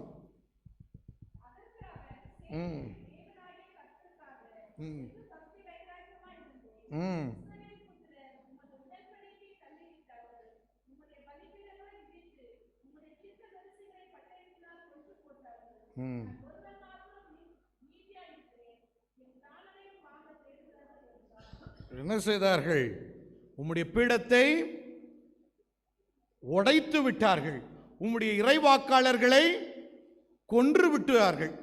அப்படி என்றால் ஒரே வாழ்வின் அச்சம், ஒரு பயம் அவரை சூழ்ந்து விட்டு இருக்கின்றது. கடவுளை நிரூபித்து இருக்கின்றார். கடவுளை நிரூபித்தவர் இப்பொழுது பயந்து ஓடுகின்றார் இல்லையா? மிக முக்கியமான செய்தியை நாம் இந்த வேளையிலே நாம் பொருத்தி பார்க்க வேண்டி இருக்கின்றது. அதே போல இன்றைக்கு நாம் படிக்க கேட்ட நற்செய்தி பகுதி இல்லையா? யோவான் 20வது அதிகாரம். அவங்க என்ன சொல்லப்பட்டு இருக்கிறது? பூட்டப்பட்ட அறைகளுக்குள் சீடர்கள் என்ன செய்திருந்தார்கள்? ஒளிந்திருந்தார்கள். ஏன்? யூத தலைவர்களை கண்டு பயம் வந்து விட்டது. 2 இடத்திலேயே நம்ம இங்கே பார்க்க வேண்டிய ஒன்று இல்லையா? பயம் அவர்களுக்குள்ளே சூழ்ந்து விட்டது. அவர்களுக்கு பாதுகாப்பின்மையின் ஒரு நிலைப்பாடு இல்லையா? பல நேரங்களில் இந்த பயம் என்பது நம்மை ஒடுக்கி விடுகிறது, நம்மை தனிமைப்படுத்தி விடுகிறது, நம்மை சமூகத்தோடு வாழச் செய்யாமல் நம்மை பிரித்து வைத்து விடுகின்ற சூழ்நிலைகள் இருக்கிறது. பல நேரங்களிலே இந்த பயம் நம்மை அமிழ்த்தி இன்னும் நம்மை துன்பமும் வறுமைக்கும் உட்படுத்துகின்ற ஒரு நிலைப்பாடுகளை நாம் இங்கே பார்க்கின்றோம். பல நேரங்களிலே இந்த சிந்தனைகளை மீண்டும் ஒரு முறை ஆண்டவர் எதிர்கொள்ள செய்கின்றார். அவர் சொல்லுகின்ற மிக முக்கியமான செய்தியை நீங்கள் தொடர்ந்து 11வது வசனத்தில் பார்க்கின்ற போது அவர் சொல்லுகிறார், நீ வெளியே வந்து கர்த்தருடைய பிரசன்னத்தை கூறுகிற அந்த மலையின் மீது நீ நில் என்று சொல்லுகின்றார். அப்படி என்றால் இப்பொழுது மீண்டும் அந்த உயிர்த்தெழுந்த ஆண்டவர் சொல்லுகின்றார், நீங்கள் அறைகளிலிருந்து வெளியேறும்படியாக என்னுடைய அமைதி உங்களிடத்தில் குடியிருப்பதாக என நற்செய்தி பகுதியிலும் சொல்லப்படுகிறதை நாம் பார்க்கிறோம். ஆகவே இந்த ஆண்டவர் தன் மக்களை தைரியப்படுத்துகின்றவராய் இருக்கின்றார். இந்த ஆண்டவர் தன் மக்களை எல்லா நிலையிலும் திடப்படுத்துகின்றவராக இருக்கின்றார். God always prepares God's own people to be courageous, to stand firm on truth. உண்மையின் மீது நிற்க அழைக்கின்றார். நீதியை நடைமுறைப்படுத்த அழைக்கின்ற கடவுள் சொல்லுகின்றார், நீ பயந்து இருக்க வேண்டியதில்லை, நீ வெளியே வா, நீ வெளியே வந்து பரிசுத்த பர்வதத்தின் மேல் நில் என்று சொல்லுகின்றார். அது மாத்திரமல்ல, இப்பொழுது என் சத்தத்தை நீ கேட்க ஆயத்த பெறு என்று சொல்லுகிறார். 3 இயற்கையின் அம்சங்கள் அங்கே குறிப்பிடப்பட்டிருக்கிறது. ஒன்று என்ன நடக்கு? பலத்த காற்று வருகிறது. 2வது நிலநடுக்கம், பூகம்பம் நடக்கிறது இல்லையா? நிலநடுக்கம் நடக்கிறது. 3வது என்ன நடக்கிறது? அக்கினி இருக்கிறது. இது 3லும் என்ன செய்யவில்லை? கடவுள் இல்லை என்று சொல்லப்படுகிறது. இங்கே யூத மக்களுக்கு ஒரு மிகப்பெரிய மாற்று புரிதலை ஆண்டவர் கற்றுக் கொடுத்து கொண்டிருக்கின்றார். இந்த 3 இயற்கையின் பொருட்களும் அல்லது இயற்கையின் கூறுகளும் இஸ்ரவேல் மக்கள் கடவுளை உணர்வதற்காக கொடுக்கப்பட்ட அடையாளம். ஆகையினாலே தான் அவர்கள் சீனாய் மலையிடத்தில் வந்தபோது என்ன செய்தது? இடி மின்னலின் சத்தத்தை கேட்டார்கள் என்று சொல்லுகின்றோம் இல்லையா? அப்படி சொல்லப்படுவதற்கு நோக்கம் என்னவென்றால், கடவுளின் பிரசன்னம் அங்கே இருக்கிறது என்பதன் அடையாளம். When it says that there was a strong wind and thunder, that represents the very divine presence. தெய்வீக இருப்பை குறிக்கக்கூடியது. 2வது நிலநடுக்கம். நிலநடுக்கத்தை நீங்கள் எபிரேய சிந்தனையின்படி பார்த்தீர்கள் என்றால் நியாய தீர்ப்பை, நீதி தீர்ப்பை குறிக்கக்கூடிய ஒன்று. Earthquake represents the judgment of God. 3வது அக்கினி. இந்த அக்கினி என்பது மனுக்குலத்தை தூய்மைப்படுத்துகின்ற ஒரு இயற்கையின் அடையாளம். So இங்கே God is using the natural elements. கடவுள் இயற்கையின் கூறுகளினாலே தன்னை வெளிப்படுத்திய கடவுள். இப்பொழுது அதுதான் எபிரேய புரிதல். இப்போ கடவுள் என்ன செய்யறாருங்க? அவருடைய புரிதலை அப்படியே மாத்துறாரு. பார்த்தீங்களா? என்ன இல்லையா? பலத்த காற்றிலையும் இல்லை, நிலநடுக்கத்திலையும் இல்லை, அக்கினியிலும் இல்லை. நிறைய நேரத்தில் நம்ம யோசிப்போம், கடவுள் இப்படி தான் நமக்கு வெளிப்படுவார் இல்லையா? இந்த இடத்துல தான் நமக்கு வெளிப்படுவார், இந்த நகரிடத்துல தான் கடவுள் வெளிப்படுவார். நிறைய நேரத்தில் நம்ம யோசிக்கிறோம். we always have an understanding that God will really reveal God's self with this thing, with this person, with this locality or space. கடவுள் அதை உடைக்கின்றார். கடவுளுக்கு எந்த நிலையும் வேண்டாம். நம்முடைய புரிதலுக்கு அப்பாற்பட்டு செயலாற்றுகின்றவர் தான் அந்த வல்லமை நிறைந்த ஆற்றலை கொண்டவர். நம்முடைய எண்ணங்களுக்கு அப்பால் தன்னை வெளிப்படுத்துகின்றவர் தான் அந்த கடவுள். ஆகையினாலே தான் இங்கே மீண்டும் சொல்லுகிறார், உன்னுடைய புரிதலிலே நான் வெளிப்பட விரும்பவில்லை, மாறாக என்னை இந்த வாழ்வின் நிலைப்பாடிலே, வாழ்வின் யதார்த்தங்களிலே நான் வெளிப்படுத்த விரும்புகிறேன். A God who reveals God's self in human realities. மனித நிலைப்பாடுகளிலே தன்னை வெளிப்படுத்துகின்ற கடவுள். இன்றைக்கு சத்தங்கள் அதிகமாக இருக்கின்ற வாழ்வின் சூழ்நிலைகள் இல்லையா? இன்னைக்கு இருக்கின்ற மாற்று திருச்சபையில் பல இடங்களிலே நீங்கள் பார்க்கிறீர்கள் என்றால் என்ன செய்வாங்க? இசைவாத்திய மேல சத்தத்தில் தான் ஆவியானவர் இறங்குறாருன்னு சொல்றாங்க. மக்கள் கூச்சலிட்டு கத்துகின்ற போதுதான் என்ன செய்கிறார்? ஆவியானவர் இறங்குவார் என்று சொல்லுகிறார்கள். இப்படியெல்லாம் ஒரு புரிதலை வைத்திருக்கிறோம், அப்படித்தானே? இப்போ எப்பவுமே நம்ம நேரத்தில் என்ன இருக்கிறோம்? ஒன்று அந்த வழிபாடுகளை நிறைவு செய்து தென்னிந்திய திருச்சபை வழிபாடுக்கு வருவோம், இல்லை தென்னிந்திய திருச்சபையில் இருக்கிற வழிபாடு முடிச்சுட்டு என்ன செய்வோம்? ஏன்னா நமக்கே ஒரு மிகப்பெரிய அச்சம், நம்மளுடைய ஆலயத்தில் யார் இல்லைன்னு, ஆவியானவர் இல்லைன்னு நம்மளே உறுதியாக சொல்லிட்டு இருக்கோம்ல இல்லையா? அப்படித்தானே இல்லையா? ஆண்டவர் எவ்விடத்திலும் எம்மனிதரின் வழியாகவும் செயல்பட திறன் கொண்டவர் நம்முடைய கடவுள். ஆகவே இந்த கடவுளை குறிப்பிட்ட இடங்களிலே மாத்திரம் தேடுகின்ற மக்களாக நாம் இருக்கக்கூடாது. ஆகையினால தான் திருமறை மீண்டும் சொல்லுகிறது, சத்தத்தில் இல்லை, நிலநடுக்கத்தில் இல்லை, அக்கினியில் இல்லை, மெல்லிய சத்தத்தில் கடவுள் நம்மோடு இடைபடுகின்ற ஆண்டவராய் இருக்கிறார். ஆகையினாலே தான் சங்கீதம் 46:10 நீங்கள் படிக்கிறீர்கள், நீங்கள் அமைதலாக இருந்து நானே கர்த்தர் ஆண்டவர் என்பதை நீங்கள் அறிந்து கொள்ளுங்கள். Be still, be calm and know that I am your God. நீங்க அமைதி எதிர்பார்க்க முடியுமா? இல்லையா? அமைதி எதிர்பார்க்க முடியுமா? இல்லையா? முடியாது. கொஞ்ச நேரம் அமைதியாக இருந்து நம்மளுடைய பாவங்களை அறிக்கை செய்யுங்கன்னு சொன்னேன். 2-3 வாரமாக நான் சொல்லிட்டு தான் இருக்கேன். எத்தனை பேர் பேசிட்டு இருக்கீங்கன்னு நான் பார்த்துட்டு தான் இருக்கேன். இல்லையா? அமைதியாக இருக்கவே முடியாது நம்மளால். இல்லையா? அப்படி தானே? நம்முடைய வாய்கள் அதிலையும் இன்னும் அமைதியாக, காலாவது கொஞ்சம் அமைதியாகிடும். இந்த வாய் மட்டும் என்ன செய்யாது? அமைதியாகவே இருக்காது. அதில் பார்த்தீங்கன்னா சில இடத்துல நம்ம என்ன செய்துருவோம், சில நேரத்தில் பாவரிக்கை சற்று நேரம் அமைதியாக உங்களையே அறியுங்கள் என்று சொல்லும்போது அப்போ தான் போடுவார், நம்மால் டாய்க்குன்னு போடுவார். அப்படிதானே? இல்லையா? உடனே ஒரு நம்ம இப்போ பல நிலைகள் இல்லையா? நம்ம எல்லாருக்குமே என்னதுன்னா சத்தம்னா ரொம்ப பிடிச்சு போச்சு இன்னைக்கு. இல்லையா? உலகம் முழுவதும் சத்தம் தான், எங்கே பார்த்தாலும் சத்தம் தான். சத்தமாய் பேசுவதிலே தான் ஆற்றல் இருக்கிறது என்று பல நேரங்களிலே நாம் யோசிக்கிறோம். அமைதியிலும் இருக்கிற இறைத்தன்மையை இன்றைக்கு திருச்சபை மீண்டும் ஒரு முறை மீட்டு உருவாக்கம் செய்து பார்க்க வேண்டும். Once again we need to restore the attitude of silence. இங்கே ஆண்டவர் சொல்லுகிறார் மெல்லிய சத்தத்தில். அதனால தான் கீர்த்தனையில் கூட ஒரு பாட்டு இருந்து பாருங்க. இல்லையா? இப்போ நம்ம எல்லாம் பாடிட்டே இருந்தோம்னா நேரம் போயிடும் பாருங்க. அதில் ஒரு பாடல் உண்டு, அமைதியில் இறைவரை காணுவோம், அமர்ந்தே அவர் அன்பை பூணுவோம். மிக முக்கியம் இல்லையா? அமர்ந்திருந்து கடவுள் இன்னார் என்பதை நான் பகுத்தறிவு செய்ய வேண்டியது மிகவும் அவசியமான ஒரு நிலைப்பாடை நாம் எண்ணி பார்க்க வேண்டியவர்களாக இருக்கின்றோம்.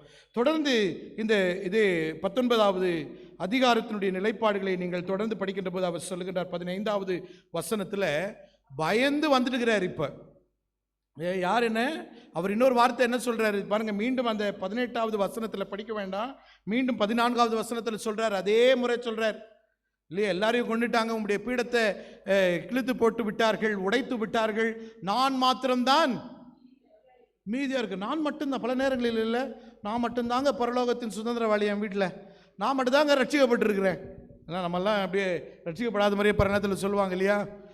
தென்னிந்திய திருச்சபையில் ஆவி இல்லை, ரட்சிப்பின் அனுபவங்கள் இல்லை சொன்னோடனே நம்மளாம் நம்பி ஓடுறோம்ல. அப்படி தானே? அதே நேரத்தில் இதுதான் சுய நீதியை பேசக்கூடியவர்கள் இல்லையா? சுய ஆன்மீக பெருமைகள். இங்கே பாருங்க, எலியா கூட சொல்றார், நான் மாத்திரம்தான் விடப்பட்டிருக்கிறேன், என்னையும் கொள்றதுக்கு தேடின்கிறான், அதனால தான் தப்பிச்சுன்னுக்கிறேன்.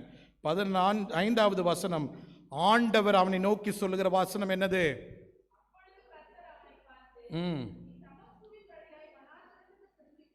நீ தமஸ்குவின் வழியாய் வனாந்தரத்திற்கு திரும்பி போ. நீ எங்கிருந்து வந்தாயோ அங்கே போ. ஆங்கில மொழிபெயர்ப்பில் நீங்க படுத்தீங்கன்னா, go back the way you came. எங்கிருந்து நீ பாய்ந்து வந்தியோ மீண்டும் என்ன செய்யணும்? நீ அங்கே போ. இதுதான் கடவுளின் கட்டளை. ஆகையினாலே தான் நற்செய்தி பகுதியிலையும் ஆண்டவர் இயேசு கிறிஸ்து சீடர்களை பார்த்து சொல்லுகின்றார், என் பிதா என்னை அனுப்பினது போல நான் உங்களை அனுப்புகிறேன். நம்முடைய சபைகளில் தென்னிந்திய திருச்சபையில் இருக்கிற ஒரு பழக்கம் என்னன்னு பார்த்தீங்கன்னா, சமாதானத்தோட நான் ஒரு நாளும் அப்படி சொல்ல மாட்டேன். திருச்சபை என்னது? மக்களை ஆயத்தப்படுத்தி உலகத்துக்கு அனுப்புவது தான். திரும்பி வர்றதுல நிச்சயமே இல்லை.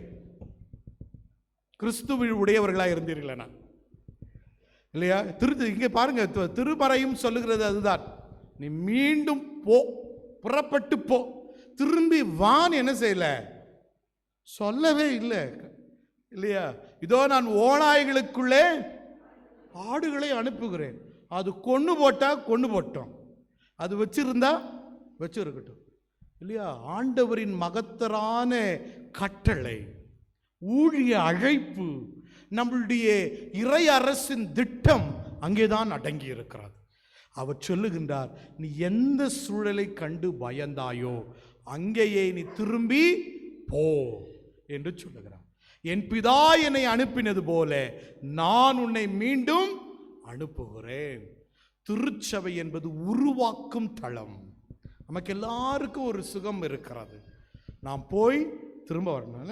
நம்மளுடைய பாரம்பரியம், இந்திய கலாச்சாரம் கூட அதுதான். பார்த்துக்கங்க, போயிட்டு வரேன்னு சொல்லு, போறேன்னு சொல்லாதேன்னு சொல்லுவோம்ல. ஆனால் பாரு, நம்ம கலாச்சாரம் கடவுள் இயேசுவுக்கு தெரில போல இல்லையா, ஆண்டவர் தெரில போல இல்லையா. ஆனால் ஆண்டவர் சொல்லுகிறார், நான் உன்னை அனுப்புகிறேன். உயிர் மிஞ்சினால் நீ மீண்டும் வந்து மீண்டும் உன்னை உருவாக்கிக்கொள், மீண்டும் எனக்காக செல். ஒருவேளை என்னுடைய நீதிக்காக, என் உண்மைக்காக, என்னுடைய வாழ்வின் நிலைப்பாடுக்காக உன் உயிர் பறிபோகும் என்றால் அதற்கும் நீ அஞ்சாதே. துணிவுமிக்க இறை சீடர்களை சத்தம் மிகுந்த உலகத்திலே உருவாக்குகின்றார் நம்முடைய ஆண்டவர். அதுதான் அங்கே சொல்லப்படுகின்ற மிக முக்கியமான செய்திகளாக நாம் அங்கே பார்க்கிறோம். இன்னும் அநேக வசனங்கள் இருக்கிறன, அவைகளை நீங்கள் இல்லத்திற்கு சென்று படியுங்கள்.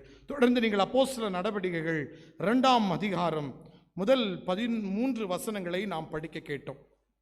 இது அநேக நம்மளுடைய தவறான மாற்று புரிதலுக்கு விளக்கம் கொடுக்கக்கூடிய ஒரு திருமறை பகுதியாக இதை நாம் பார்க்க வேண்டும். அப்போஸ்தலர் நடவடிக்கையிலே எவ்வண்ணம் தூய ஆவியானவர் ஊற்றப்பட்டார் என்று சபைகளுக்கு உரைக்கக்கூடிய ஒரு செய்தி. இங்க இடத்துல நீங்க பார்த்தீர்கள் என்றால் அநேக இறையல் வல்லுநர்கள் இதை ஆதியாகமம் 11 ஒப்பிடுவார்கள். பாபேல் கோபுரத்தின் அனுபவம். இந்த பாபேல் கோபுரத்தை நீங்கள் பார்ப்பீர்கள் என்றால் பெருமை இருந்தது, தாழ்மை இல்லை. கலாச்சாரங்களை ஒன்றிணைக்க வேண்டும் என்று யோசித்தார்கள், கடவுள் அவர்களை நிலைக்குலைய செய்து விட்டார். ஆனால் இங்கே பெந்தேகோஸ்தேவின் அனுபவத்தில் நீங்கள் பார்க்கின்ற போது கடவுள் எல்லோரையும் பாரபட்சமின்றி தன் பக்கம் ஈர்த்து கொள்ளுகின்றதை நாம் பார்க்கின்றோம். அது மாத்திரம் அல்ல, இந்த கடவுள் என்ன செய்கிறார், சிதறுண்டப்பட்ட மக்களை ஒன்று திரட்டுகிறார். அதுதான் வசனம் அங்கே சொல்லுகிறது. அவர்கள் எல்லாரும் ஒன்றிணைந்து சேர்ந்து வந்தார்கள். மிக முக்கியமான செய்தி. ஏன் தூய ஆவியானவரை நாம் உணர முடியவில்லை? ஏனென்றால் நாம் ஐக்கியம் பெறவில்லை, நாம் ஒற்றுமை பெறவில்லை. ஆகையினாலே தான் தூய ஆவியானவரை நீ பெற்றுக்கொள் என இயேசு கிறிஸ்து யோவான் 20 சொல்லுகிற போது தன் மூச்சை அவர்கள் மீது ஊதுகின்றார். அப்படிதானே? அப்படிதானே? படிச்சிங்களே, கவனிச்சிங்களே இல்லையா? ஊதினார். எங்க ஊதினாரு? முன்னாடி ஏதன் தோட்டத்தில் யாருக்கு ஊதினாரு? மனுஷனுக்கு இல்லையா? மானுடனுக்கு தன் ஆவியை கொடுக்கின்றார். இங்கே மீண்டும் ஆண்டவர் தர்றாருன்னா மீண்டும் ஒரு புதிய வாழ்வு, மீண்டும் ஒரு புதிய படைப்பை படைக்கின்றார். அந்த படைப்பு வேற்றுமைகளை களைந்து, பிரிவினைகளை ஒழித்து, வன்முறைகளை இழந்து, எல்லா நிலையிலும் ஐக்கியத்தையும் சகோதரத்துவ பண்புகளையும் ஒருவரை ஒருவர் ஏற்கும் ஒப்புரவாக்குதலின் தன்மையும் இருக்க வேண்டும். அது மாத்திரமல்ல, தூய ஆவியானவரை கொடுத்துவிட்டு அவர் சொல்லுகிறார், நீங்கள் ஒருவரை ஒருவர் மன்னியுங்கள். நீங்கள் எவர்களை மன்னிக்கிறீர்களோ அவர்கள் பாவம் அவர்களுக்கு மன்னிக்கப்படும் என்று சொல்லுகிறார். மன்னிக்கப்படுகிற ஒரு சமூகத்தை ஒன்று திரட்டுகின்றார். கசப்பு, வெறுப்பு, வைராக்கியம் நிறைந்திருக்கின்ற சமூகத்தில் மீண்டும் ஒரு முறை மன்னிப்பின் சமூகத்தை ஆண்டவர் வலியுறுத்துகின்றதை இந்த பெந்தேகோஸ்தேவின் அனுபவம் கொண்டு வருகிறதை நாம் பார்க்கின்றோம். இன்றைக்கு எந்த சத்தம் நம்மிலே ஒலித்து கொண்டிருக்கிறது என்பதை யோசிக்க வேண்டும்.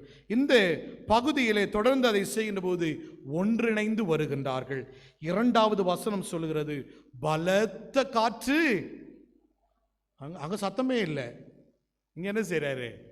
சத்தத்தில் வெளிப்படுறாரு. நாம எந்த வகையில் எதிர்பார்க்கலையோ அங்கதான் ஆண்டவர் செயல்படுவார். புரியுதா நான் பேசுறது? எப்படி? ஐயோ, இது கடவுள் இடைப்பட முடியுமா? என்னைக்கு தான் வரும் விடிவு காலம்? நாம் யோசிக்கிறது கொண்டே இன்னும் கலங்கி கொண்டிருக்கிற வேளையிலே சொல்லுகின்ற மிகப்பெரிய செய்தி என்னவென்றால், திடீர் என்று ஆண்டவர் செயல்படுகின்றார். நம்முடைய எண்ணங்களை அவர் கவிழ்த்து போட்டு தம்முடைய எண்ணங்களை நிலைநிறுத்துகின்றவராக இருக்கின்றார். பலத்த காற்று அவர்கள் கூடியிருந்த இடங்களிலே வருகிறது. எங்கிருந்து வந்தது என்று இந்த நற்செய்தி இந்த ஆக்கியோன் சொல்லுகிறார் பாருங்க. எங்கிருந்து வந்ததா? எங்கிருந்து வந்தது? வானத்திலிருந்து, விண்ணிலிருந்து வந்த சத்தம். நான் பேசுறது புரியுதா? போர் அடிக்குதா உங்களுக்கு? தூக்கமா இருக்கா? இல்லை உண்ட மயக்கமா காலையில்? ஆனால் 7:30 மணிக்கு சர்வீஸ் இருக்கு இல்லையா? ஆனால் நிறைய நேரத்தில் சொல்வீங்க, பேசுறது இளையதையா, கேட்குறது தான் கஷ்டம் அப்படி இல்லையா?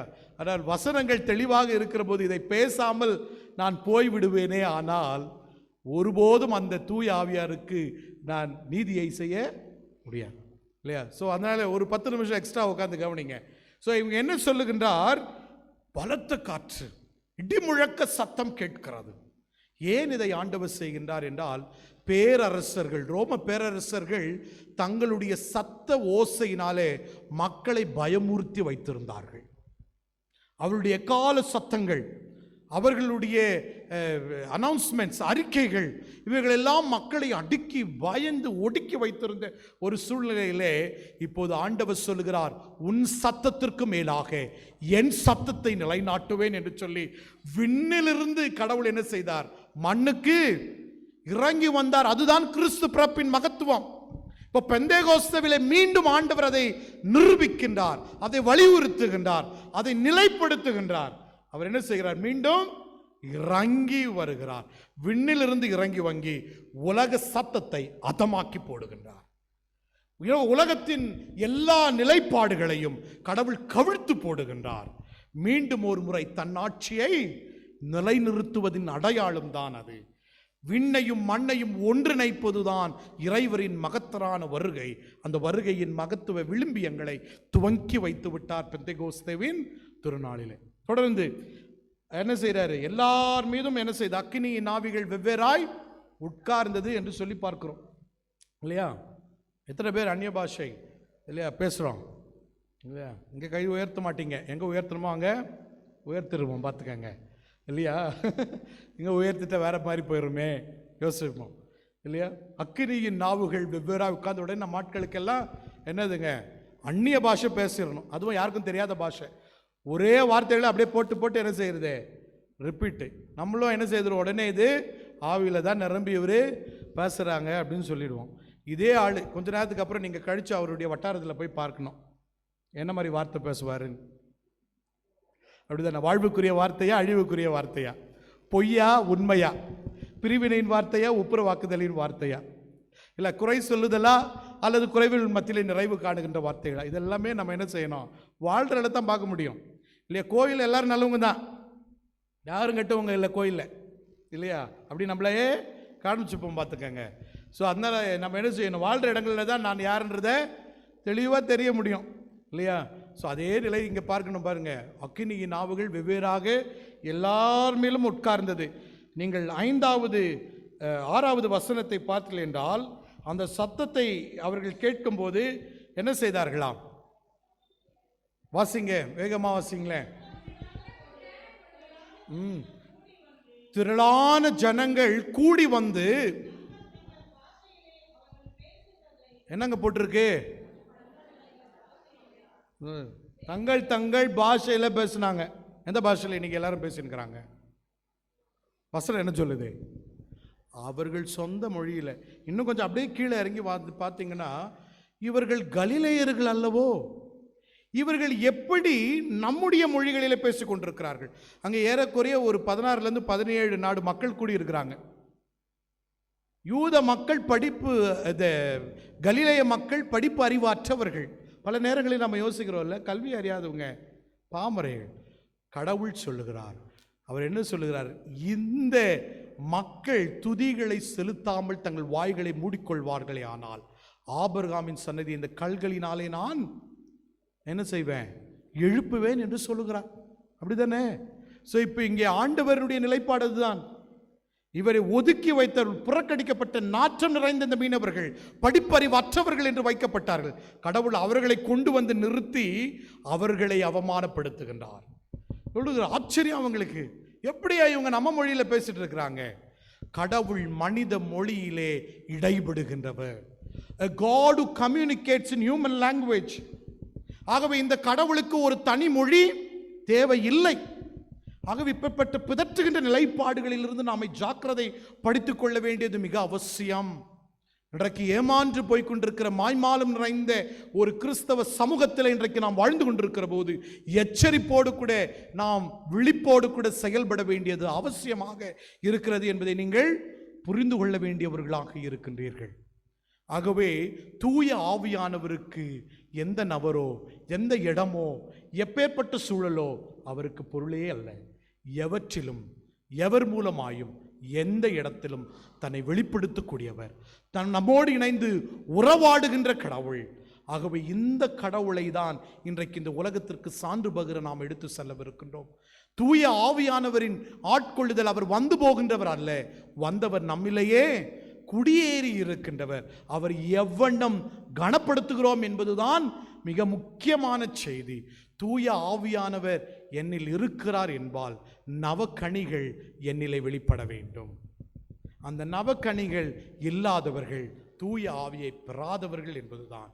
ஆகவே தூய ஆவியானவரை செயலிலே காணுங்கள். சத்தம் நிறைந்த உலகத்திலே இறை சத்தத்தை கேட்க உங்களுக்கு மனம் இருக்கிறதா? அந்த இறை சத்தத்திற்கு செவிசாய்க்கும் உள்ளங்கள் உங்களிடத்தில் இருக்கிறனவா? அந்த இறை சொற்களின் ஆழம், அகலம், உயரத்தை உங்களால் விளங்கி கொள்ள முடிகின்றதா? திருச்சபையே, மீண்டும் உன்னை சீர்தூக்கி பார்க்க வேண்டிய ஒரு திருநாள் இது. மீண்டும் இந்த ஆண்டவரின் திருச்சபை மாற்றுருவாக்கம் பெற வேண்டிய ஒரு திருநாள். உடைக்கப்படாமல் நாம் உருவாக்கத்தை அனுபவிக்க முடியாது. ஆகவே கல் நெஞ்சங்கள் உடைக்கப்பட வேண்டும். பொல்லாத எண்ணங்கள் இன்றைக்கு விட்டொழியப்பட வேண்டும். எல்லா நிலையிலும் கடவுளுக்கு மாற்றி கொண்டு வருகின்ற வாழ்வினையை முன்னெடுப்பதற்கான செயல்பாட்டிலே திருச்சபைகள் ஈடுபட வேண்டும். சத்தங்கள் அதிகமாக இருக்கிற உலகத்திலே சத்தியம் குறைந்து கொண்டிருக்கிறது. There is loud, there is noise, but the truth is reduced. இப்பேற்பட்ட ஒரு வாழ்வின் நிலைமையிலே திருச்சபையாக பெந்தேகோஸ்தேவை வாழ்வின் அனுபவத்திலே ஏற்படுத்த வேண்டும். இந்த வார்த்தை எவர் ஒருவரின் தனிப்பட்ட சொத்து அல்ல. இது ஆண்டவர் செய்த மகத்தரான செயல்பாட்டை கொண்டாடக்கூடிய திருச்சொல். 50வது நாளை குறிக்கும் சொல். உயிர்த்தெழுந்த ஆண்டவர் திருச்சபையை மீண்டும் புதுப்படைப்பாக உருவாக்கிய திருநாள். இன்றைக்கு நம்முடைய பழையவைகளை விட்டொழிந்து புதியவைகளை எடுத்துக்கொண்டு இறை மாட்சிமையும் இறைவுடைய எண்ணங்களையும் இந்த மண்ணுலகிலே நிறைவேற்றுவதற்கு ஏற்ற கருவிகளாக புறப்பட்டு செல்வதற்கு கடவுள் உங்களை துணிவுமிக்கவர்களாக்கி உயிர்ப்பித்து உங்களை தொடர்ந்து தமக்குரிய வழியிலே நிலைநிறுத்துவாராக. ஆமேன்.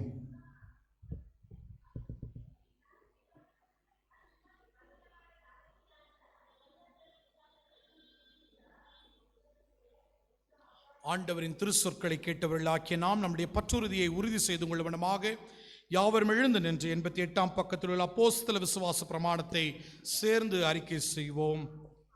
வானத்தையும் பூமியையும் படைத்த சர்வ உள்ளவரை தேவனை விசுவாசிக்கிறேன். அவருடைய குமாரனாகிய இயேசு கிறிஸ்துவை விசுவாசிக்கிறேன். அவர் பரிசுத்த ஆவியினாலே கருவுற்று புத்தி பிறந்தார்.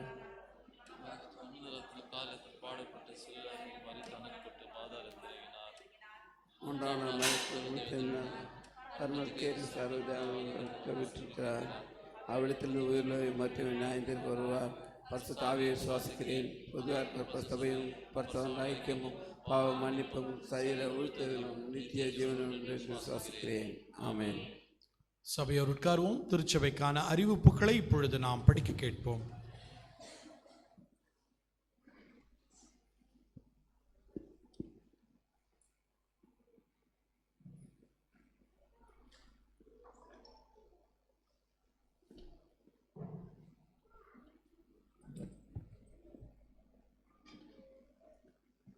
Praise the Lord. கர்த்தருடைய பரிசுத்த நாமத்திற்கு தோத்திரம் உண்டாவதாக. இந்த ஆராதனைக்கு வந்திருக்கும் உங்கள் யாவரையும் கர்த்தராகிய இயேசு கிறிஸ்துவின் நாமத்தில் தோத்திரத்தையும் வாழ்த்துதலையும் கூறி வரவேற்கின்றோம். முதலாவதாக ஆலயத்தின் விளம்பரங்கள். ஆலயத்தின் விளம்பரம். நமது ஆலயத்தின் வழக்கம் போல உபவாச கூட்டம் 30/5/26 சனிக்கிழமை 11 மணிக்கு நடக்கும். தாய்மார்கள் கவனித்துக் கொள்ளவும். அதே வண்ணமாக KGF ஏரியா ஃபெலோஷிப் சார்பாக வெள்ளிக்கிழமை 29/5/26 மாலை 4 மணிக்கு பட்டிமன்றம் நடக்க உள்ளது. அதைத் தொடர்ந்து 5:30 மணிக்கு ஓய்வு நாள் பிள்ளைகளின் நடனம் காம்படிஷன், டான்ஸ் காம்படிஷன் நடக்க உள்ளது. அதில் நம்ம ஆலயத்தின் பிள்ளைகளும் கலந்து கொள்கிறார்கள் என்பதை அறிவிக்கின்றோம். சனிக்கிழமை ஏரியா கவுன்சில் சார்பாக இருந்தது. சனிக்கிழமை 30/5/26 காலை 10 மணிக்கு பாடல் போட்டி, சிங்கிங் காம்படிஷன், வாலிபர்களுடைய நிகழ்ச்சி இருக்கிறது. மாலை 3 மணிக்கு தாய்மார்களுடைய ஐக்கிய கூட்டம் இருக்கிறது. இது 2 நிகழ்ச்சிகளும் 29, 30 2 நாள் நிகழ்ச்சியும் அவர்கள் மலையாளி மைதானத்தில் நடப்பதாக இருந்தது. அது மாற்றப்பட்டுள்ளது. அது பவுல் ஆலயத்தில், ராபிஷன்பேட் பவுல் ஆலயத்தில் நடக்கும். இதை நீங்கள் மனதில் கொண்டு ஆலயத்தில் கலந்து கொள்ளவும். 30ஆம் தேதி 2 நாளும் நிகழ்ச்சிகள் ஏரியா கவுன்சில் சார்பாக நடக்கும். இன்று நமது ஆலயத்தில் SSLC, செகண்ட் PUC, 1ஆம் வகுப்பில் பாஸ் செய்த பிள்ளைகளுக்கு ஊக்கத்தொகைகள் வழங்கப்படும். இதை ஆயர் அவர்கள் வழங்குவார்கள். தாய்மார்களுடைய கூடுகையின் செயலர், பொருளர், வாலிபர் கூட்டத்தின் செயலர், பொருளர், ஓய்வு நாள் பள்ளியின் டைரக்டர், இவர்கள் அனைவரும் ஆலயம் முடிந்ததும் ஆயர் அவர்களை சந்தித்து நம்முடைய ஆலயத்தின் எதிர்கால வளர்ச்சியை குறித்து அவர்கள் விவாதிக்க உள்ளார்கள். அதை நீங்கள் மனதில் கொண்டு ஆலயம் முடிந்ததும் ஆயர் அவர்களை சந்திக்கும்படி உங்களை தாழ்மையுடன் கேட்டுக்கொள்ளுகின்றோம். கடந்த வார காணிக்கை விவரங்கள் வருமாறு: பை காணிக்கை 3376, மாதாந்திர காணிக்கை 15300, தாய்மார் காணிக்கை 1550, ஓய்வு நாள் பிள்ளைகள் காணிக்கை 232, வாலிபர் காணிக்கை 300, ஏலம் 100, ஒரு உண்டியல் வந்த காணிக்கை 191, நன்றி அறிதல் காணிக்கை 1700 என்பதனை பட்சமாக அறிவித்துக் கொள்ளுகின்றோம். நன்றி அறிதல் காணிக்கை விவரங்கள் வருமாறு: வெசிலில் வட்டத்தை சேர்ந்த திரு ஐசக் மார்த்தால் அவர்கள் இல்லத்தில் புதிய இல்லம் கட்டியுள்ளார்கள். அது வருகின்ற ஞாயிற்றுக்கிழமை பகல் 11 மணிக்கு திறப்பு நிகழ்ச்சி இருப்பதால் அது ஆராதனை கலந்து கொள்ள சபையார் யாவரையும் அவர்கள் ஒரு மனதாக அழைக்கப்பட்டுள்ளார்கள். நீங்கள் அதில் கலந்து கொண்டு அவர்களுக்காக ஜெபிக்க உங்களை அன்புடன் அழைக்கின்றார்கள். நியூ மாடல் ஹவுஸில் வசிக்கும் தினகரன், நனோமி அவர்கள் இல்லத்தில் விளைந்த முருங்கைக்காய், பப்புளி பழம் அனுப்பியுள்ளார்கள். ஆலயம் முடிந்ததும் அது ஏலத்தில் விடப்படும். வெசிலில் வட்டத்தில் வசிக்கும் திரு ராஜரத்தினம் அவருடைய மகள் சாரால் ஏலத்தில் எடுத்த காணிக்கையாக ரூபாய் 60 அனுப்பியுள்ளார்கள். நியூ மாடலூரில் வசிக்கும் திரு செல்வராஜ் அவருடைய மகன் ஷன்னி ஏலத்தில் எடுத்த காணிக்கையாக ரூபாய் 70 அனுப்பியுள்ளார்கள். Praise the Lord. ஆண்டவர் தாசரே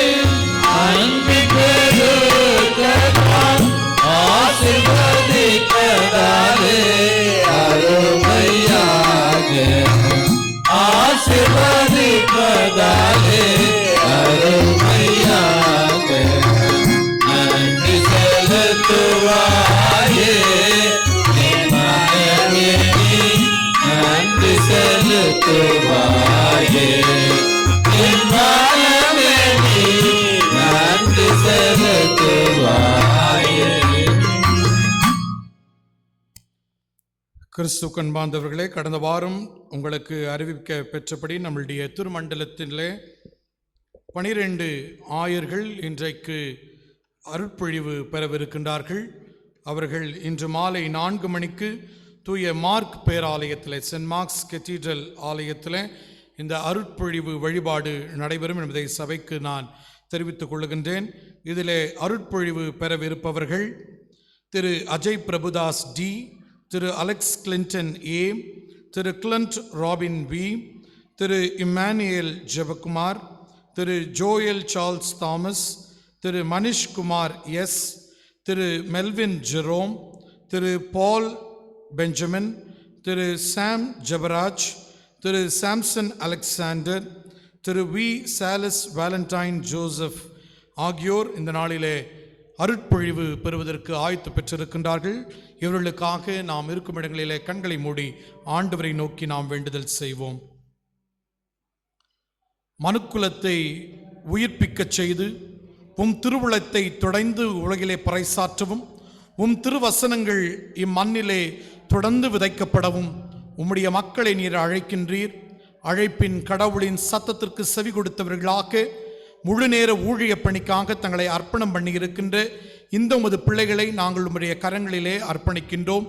இந்த நாளிலே பேராயரின் வழியாக உம்முடைய பிள்ளைகள் அருட்பொழிவை பெறுகின்ற போது தூய ஆவியானவர் அவர்கள் மீது நிரப்பப்பட்டு சுவாமி உம்முடைய ஆவியின் வலிமைகளையும் துணிவுமிக்க சீடர்களாக உண்மைக்கு சான்று பெறுகின்றவர்களாய், நீதியை நிலைநாட்டக்கூடியவர்களாய், அமைதியை தொடர்ந்து பிரஸ்தாபப்படுத்தக்கூடிய இறை மக்களாய், அன்பினையை விதைக்கக்கூடியவர்களாய் இந்த மண்ணுலகிலே உம்முடைய பணியை நிறைவேற்றுவதற்கு கடவுள் இவர்களை பக்குவப்படுத்தி திருநிலைப்படுத்தி உம்முடைய பிள்ளைகளை ஆற்றல் படுத்த வேண்டும் என்று நாங்கள் உம்மிடத்திலே ஜெபிக்கின்றோம்.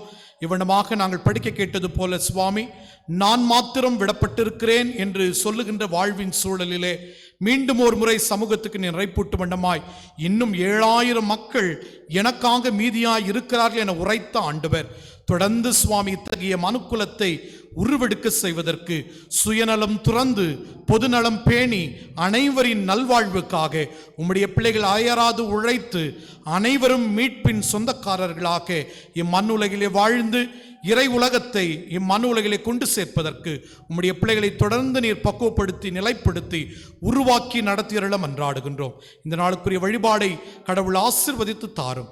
தொடர்ந்து உம்முடைய ஆவியின் வலிமையை அந்த பேராலயத்தில் உணரத்தக்கதான கிருபைகளை தந்து நடத்த வேண்டும் என்று எங்கள் ஆண்டவர் இயேசு கிறிஸ்துவின் வல்லமை நிறைந்த திருப்பெயரில் விண்ணப்பிக்கிறோம் எங்களை பெற்றவராம் நல்ல கடவுளே, ஆமென்.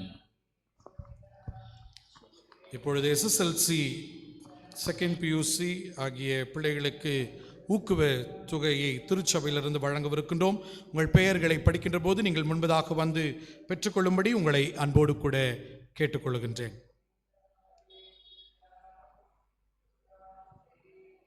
இவாஞ்சலின் ஜி, அவர்களை தொடர்ந்து பி ஏஞ்சலின் சில்வியா,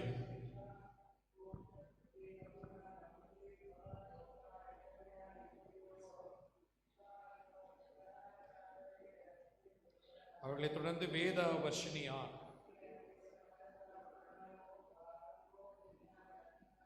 அவர்களை தொடர்ந்து ஆண்ட்ரியா ஜெனிஃபர் ஜே,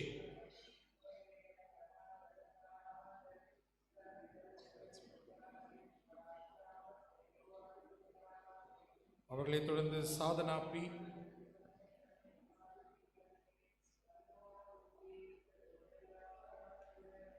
சாதனாவை தொடர்ந்து சோஃபியா எஸ்,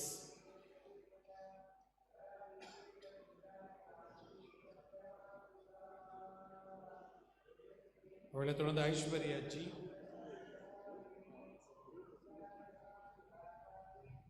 அவர்களை தொடர்ந்து டபிள்யூ டீனா,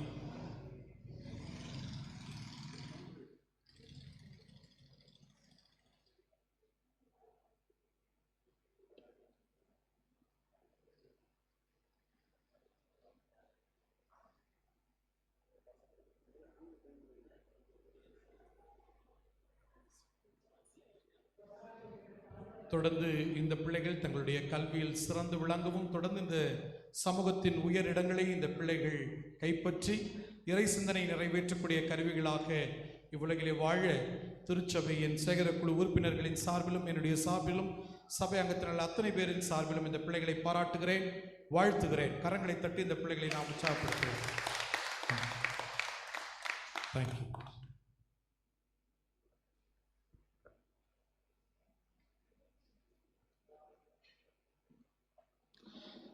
சபையாக நாம் யாவரும் எழுந்து நின்று கீர்த்தனைகளிலே 98வது பாடலை பாடுகின்ற போது நம்மையும் நம்முடைய காணிக்கைகளையும் ஆண்டவருக்கென அர்ப்பணம் செய்வோம்.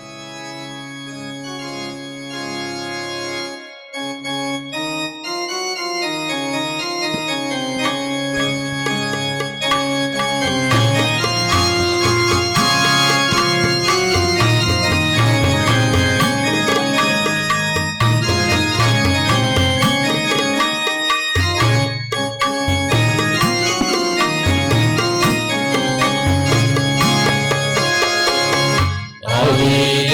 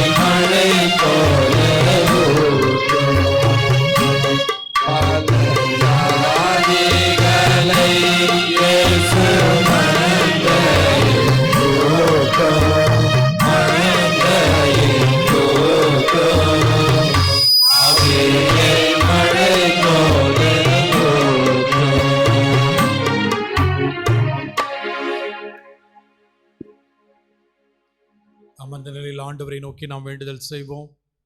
எங்களை படைத்து மீட்டெடுத்து எங்களை பராமரித்து வருகிற நல்ல ஆண்டவரே, உம்முடைய ஆலயத்தில் வந்து உம்மை நாங்கள் வழிபடுவதற்கும் உம்மை புகழ்ந்து பாடி உம்மை மேன்மைப்படுத்துவதற்கும் திருச்சொற்களை கேட்டு அதன்படி செயல்படுவதற்கும் மனம் திறந்தவர்களாய் உம்முடைய சமூகத்தில் காத்திருக்கிற வாய்ப்பை எங்களுக்கு தந்து எங்களை ஆற்றல் படுத்தி இருக்கின்றீர். தூய ஆவியாரின் ஆட்கொள்ளுதலின் உன்னத செயல்பாட்டுகளை உம்முடைய வசனத்தின் வழியாக எங்களுக்கு நீர் விளக்கி இருக்கின்றீர்.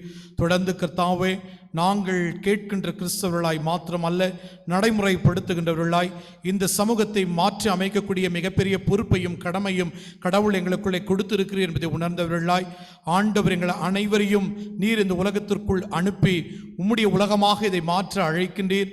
அவைகளை நாங்கள் எதிர்கொள்ளுகின்ற போது எல்லாவிதமான தீயங்களையும் ஆபத்துக்களையும் சந்திக்க சந்திக்கும் சூழலையும் துணிவோடு கூட நாங்கள் மேற்கொள்வதற்கு ஏற்ற மனநிலைகளையும் சிந்தனைகளையும் உம்முடைய பிள்ளைகளுக்கு நீர் தர வேண்டுமா நாங்கள் உம்மிடத்தில் வேண்டுதல் செய்கின்றோம். சத்தம் நிறைந்த உலகத்திலே இறை சத்தத்திற்கு செவி கொடுக்கின்ற மனதையும் உள்ளங்களையும் பாரத்தையும் நீர் உம்முடைய பிள்ளைகளுக்குள்ளே கட்டளையிடும்படியாய் நாங்கள் உம்மிடத்தில் வேண்டுதல் செய்கின்றோம். தொடர்ந்து உம்முடைய திரு சொற்கள் அவர்களுடைய எண்ணங்களையும் நடைமுறையிலையும் கிரியை செய்யட்டும் என உம்மிடம் விண்ணப்பிக்கின்றோம். இந்த நாளிலும் பற்பல வேதனைகளோடும் குழப்பங்களோடும் சுவாமி பயத்தின் மத்தியிலும் இழப்புகளின் மத்தியிலும் புறக்கணிப்பின் மத்தியிலும் பலவீனங்களின் மத்தியிலும் இந்த ஆலயத்தை நோக்கி வந்திருக்கிற உடைய பிள்ளைகளை கடவுள் நோக்கி பார்த்து உடைய பிள்ளைகளை திடப்படுத்தி பலப்படுத்தி நீர் அவர்களோடு கூட இருக்கிறீர் என்பதை மீண்டும் ஒரு முறை உறுதிப்படுத்தி என்னுடைய சமாதானத்தை நான் உங்களுக்கு கொடுக்கிறேன் என்று சொன்ன ஆண்டவர் உம்முடைய அமைதியை உம்முடைய பிள்ளைகள் கண்டுகொள்வதற்கு ஆண்டவர் அருள் தர நாங்கள் உம்மிடத்தில் வேண்டுதல் செய்கின்றோம். ஆண்டவரின் பேர் அருளும் ஆசியும் உடைய பிள்ளைகளுடைய வாழ்வில் நிறைவாக்குப்படும்படி நாங்கள் உம்மிடத்தில் மன்றாடுகின்றோம். தொடர்ந்து சுவாமி கல்வி ஆண்டுக்காக தங்களை ஆயத்தப்படுத்துகிற அனைத்து பிள்ளைகளையும் கடவுள் பொறுப்படுத்து தொடர்ந்து அவருடைய பொருளாதார தேவைகளை கடவுள் நீ சந்தித்து சுவாமி தொடர்ந்து கட்டணங்களை அவர்கள் செலுத்துவதற்கு ஏற்ற வாய்ப்புகளையும் சூழலையும் கடவுள் உம்முடைய பிள்ளைகளுக்கு தர வேண்டுமாய் அதன் வழியாய் எங்கள் பிள்ளைகள் அனைவரும் சிறந்த கல்வியை கற்றறிந்து சுவாமி இந்த சமூகத்தினுடைய தீர்மானிக்கக்கூடிய இடங்களிலே எங்கள் பிள்ளைகள் பணி அமர்த்தப்படுவதற்கு ஆண்டவருடைய பேர் உதவியை தந்திட நாங்கள் வேண்டுதல் செய்கின்றோம். ஏழை எளியோர்கள் வயோதிபர்கள் அனைவரையும் உடைய கரங்களிலே கொடுக்கிறோம். ஆண்டவருடைய பிள்ளைகளுக்கு உறுதுணையாய் இருந்து சுவாமி அவருடைய வாழ்வின் நிலைமையிலே நீர் அவர்களோடு கூட இருந்து பயணிக்க ஜெபிக்கின்றோம். தொடர்ந்து தங்களுடைய வாழ்நாட்களிலே சிறப்பான நாட்களை கொண்டாடுகின்ற பிள்ளைகள் அத்தனை பேரையும் கடவுள் ஆசீர்வதித்து நன்மையினால் முடிசூட்டி உம்முடைய பிள்ளைகளுடைய வருடங்களை நீரை செவைப்படுத்தி அருளும்படியாய் நாங்கள் மனமன்றாடுகின்றோம். தொடர்ந்து உம்முடைய பிள்ளைகளை ஆட்கொள்ளும் தெய்வ பலன் உம்முடைய பிள்ளைகளை தாங்கி நடத்த வேண்டும் என்று எங்கள் ஆண்டவர் மீட்பெருமாயிருக்கிற கிறிஸ்து இயேசுவின் உன்னத பெயரில் விண்ணப்பிக்கிறோம். நல்ல கடவுளே, நாம் யாவரும் சேர்ந்து ஆண்டவர் இயேசு கற்றுத்தந்த ஜெபத்தை ஏறெடுப்போம். பரமண்டலங்களில் இருக்கிற எங்கள் பிதாவே, உம்முடைய நாமம் பரிசுத்தப்படுவதாக, உம்முடைய ராஜ்யம் வருவதாக, உம்முடைய சித்தம் பரமண்டலத்தில் செய்யப்படுவது போல் பூமியிலும் செய்யப்படுவதாக. அன்றைய ஆகாரத்தை எங்களுக்கு தாரும். எங்களுக்கு விரோதமாய் குற்றம் செய்கிறவர்களை மன்னிக்கிறது போல் நாங்கள் பாவங்களை மன்னியும். எங்களை சோதனைக்கு பிரவேசிக்க பண்ணாமல் தீவிர ரட்சித்துக் கொள்ளும். ராஜ்யமும் வல்லமையும் மகிமையும் நிலநடுவும் உடையதே. ஆமென். ஆத்துமாவே கர்த்தரை ஸ்தோத்திரி, என் முழு உள்ளமே அவர் பரிசுத்த நாமத்தை ஸ்தோத்திரி. என் ஆத்துமாவே கர்த்தரை ஸ்தோத்திரி, என் முழு உள்ளமே அவர் பரிசுத்த நாமத்தை ஸ்தோத்திரி. அவர் செய்த சகல உபகாரங்களையும் மறவாதே. அவர் செய்த சகல உபகாரங்களையும் மறவாதே. என் ஆத்துமாவே கர்த்தரை ஸ்தோத்திரி, என் முழு உள்ளமே அவர் பரிசுத்த நாமத்தை ஸ்தோத்திரி.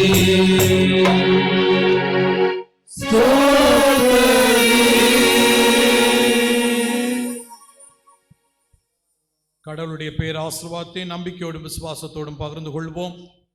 கடவுளுடைய மெய் பராமரிப்புக்கும் அவருடைய ஆதரவுக்கும் அவருடைய கருணைக்கும் உங்கள் அனைவரையும் ஒப்புவிக்கின்றேன். நம்மை பெற்றெடுத்த தந்தையாக்கிய கடவுளின் அன்பும் நம் அனைவரையும் கூட்டி சேர்க்கின்ற நம்முடைய ஆண்டவர் இயேசு கிறிஸ்துவின் அருளும் நம்மை அனைவரையும் புதுமைப்படுத்தி புத்துணர்வு செய்கின்ற தூய ஆவியின் ஆற்றலும் மெய் வலிமையும் உங்கள் அனைவரோடும் தங்கியிருந்து உங்களை ஆசீர்வதித்து காக்க கடவதே.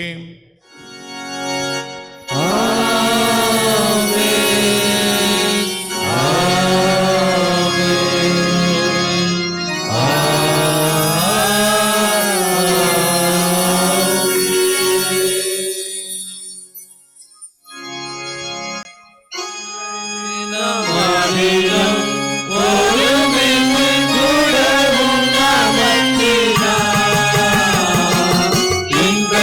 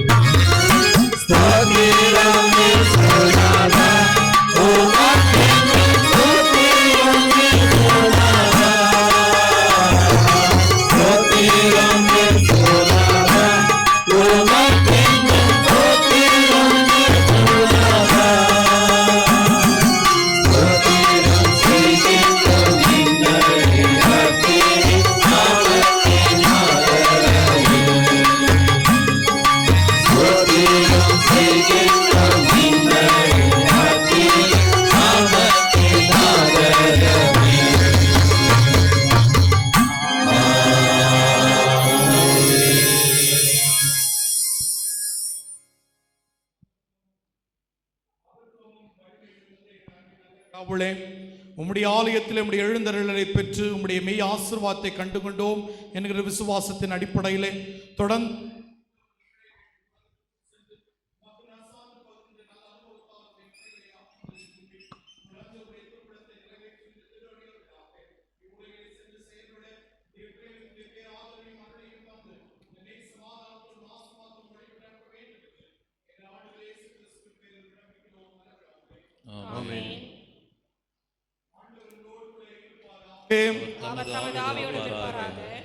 சத்தம் மிகுதியான உலகில் இறை சத்தத்திற்கு மறுமொழி கொடுக்கும் சமூகமாக புறப்பட்டு செல்லுங்கள். கர்த்தருடைய நாமத்தினாலே ஆமென்.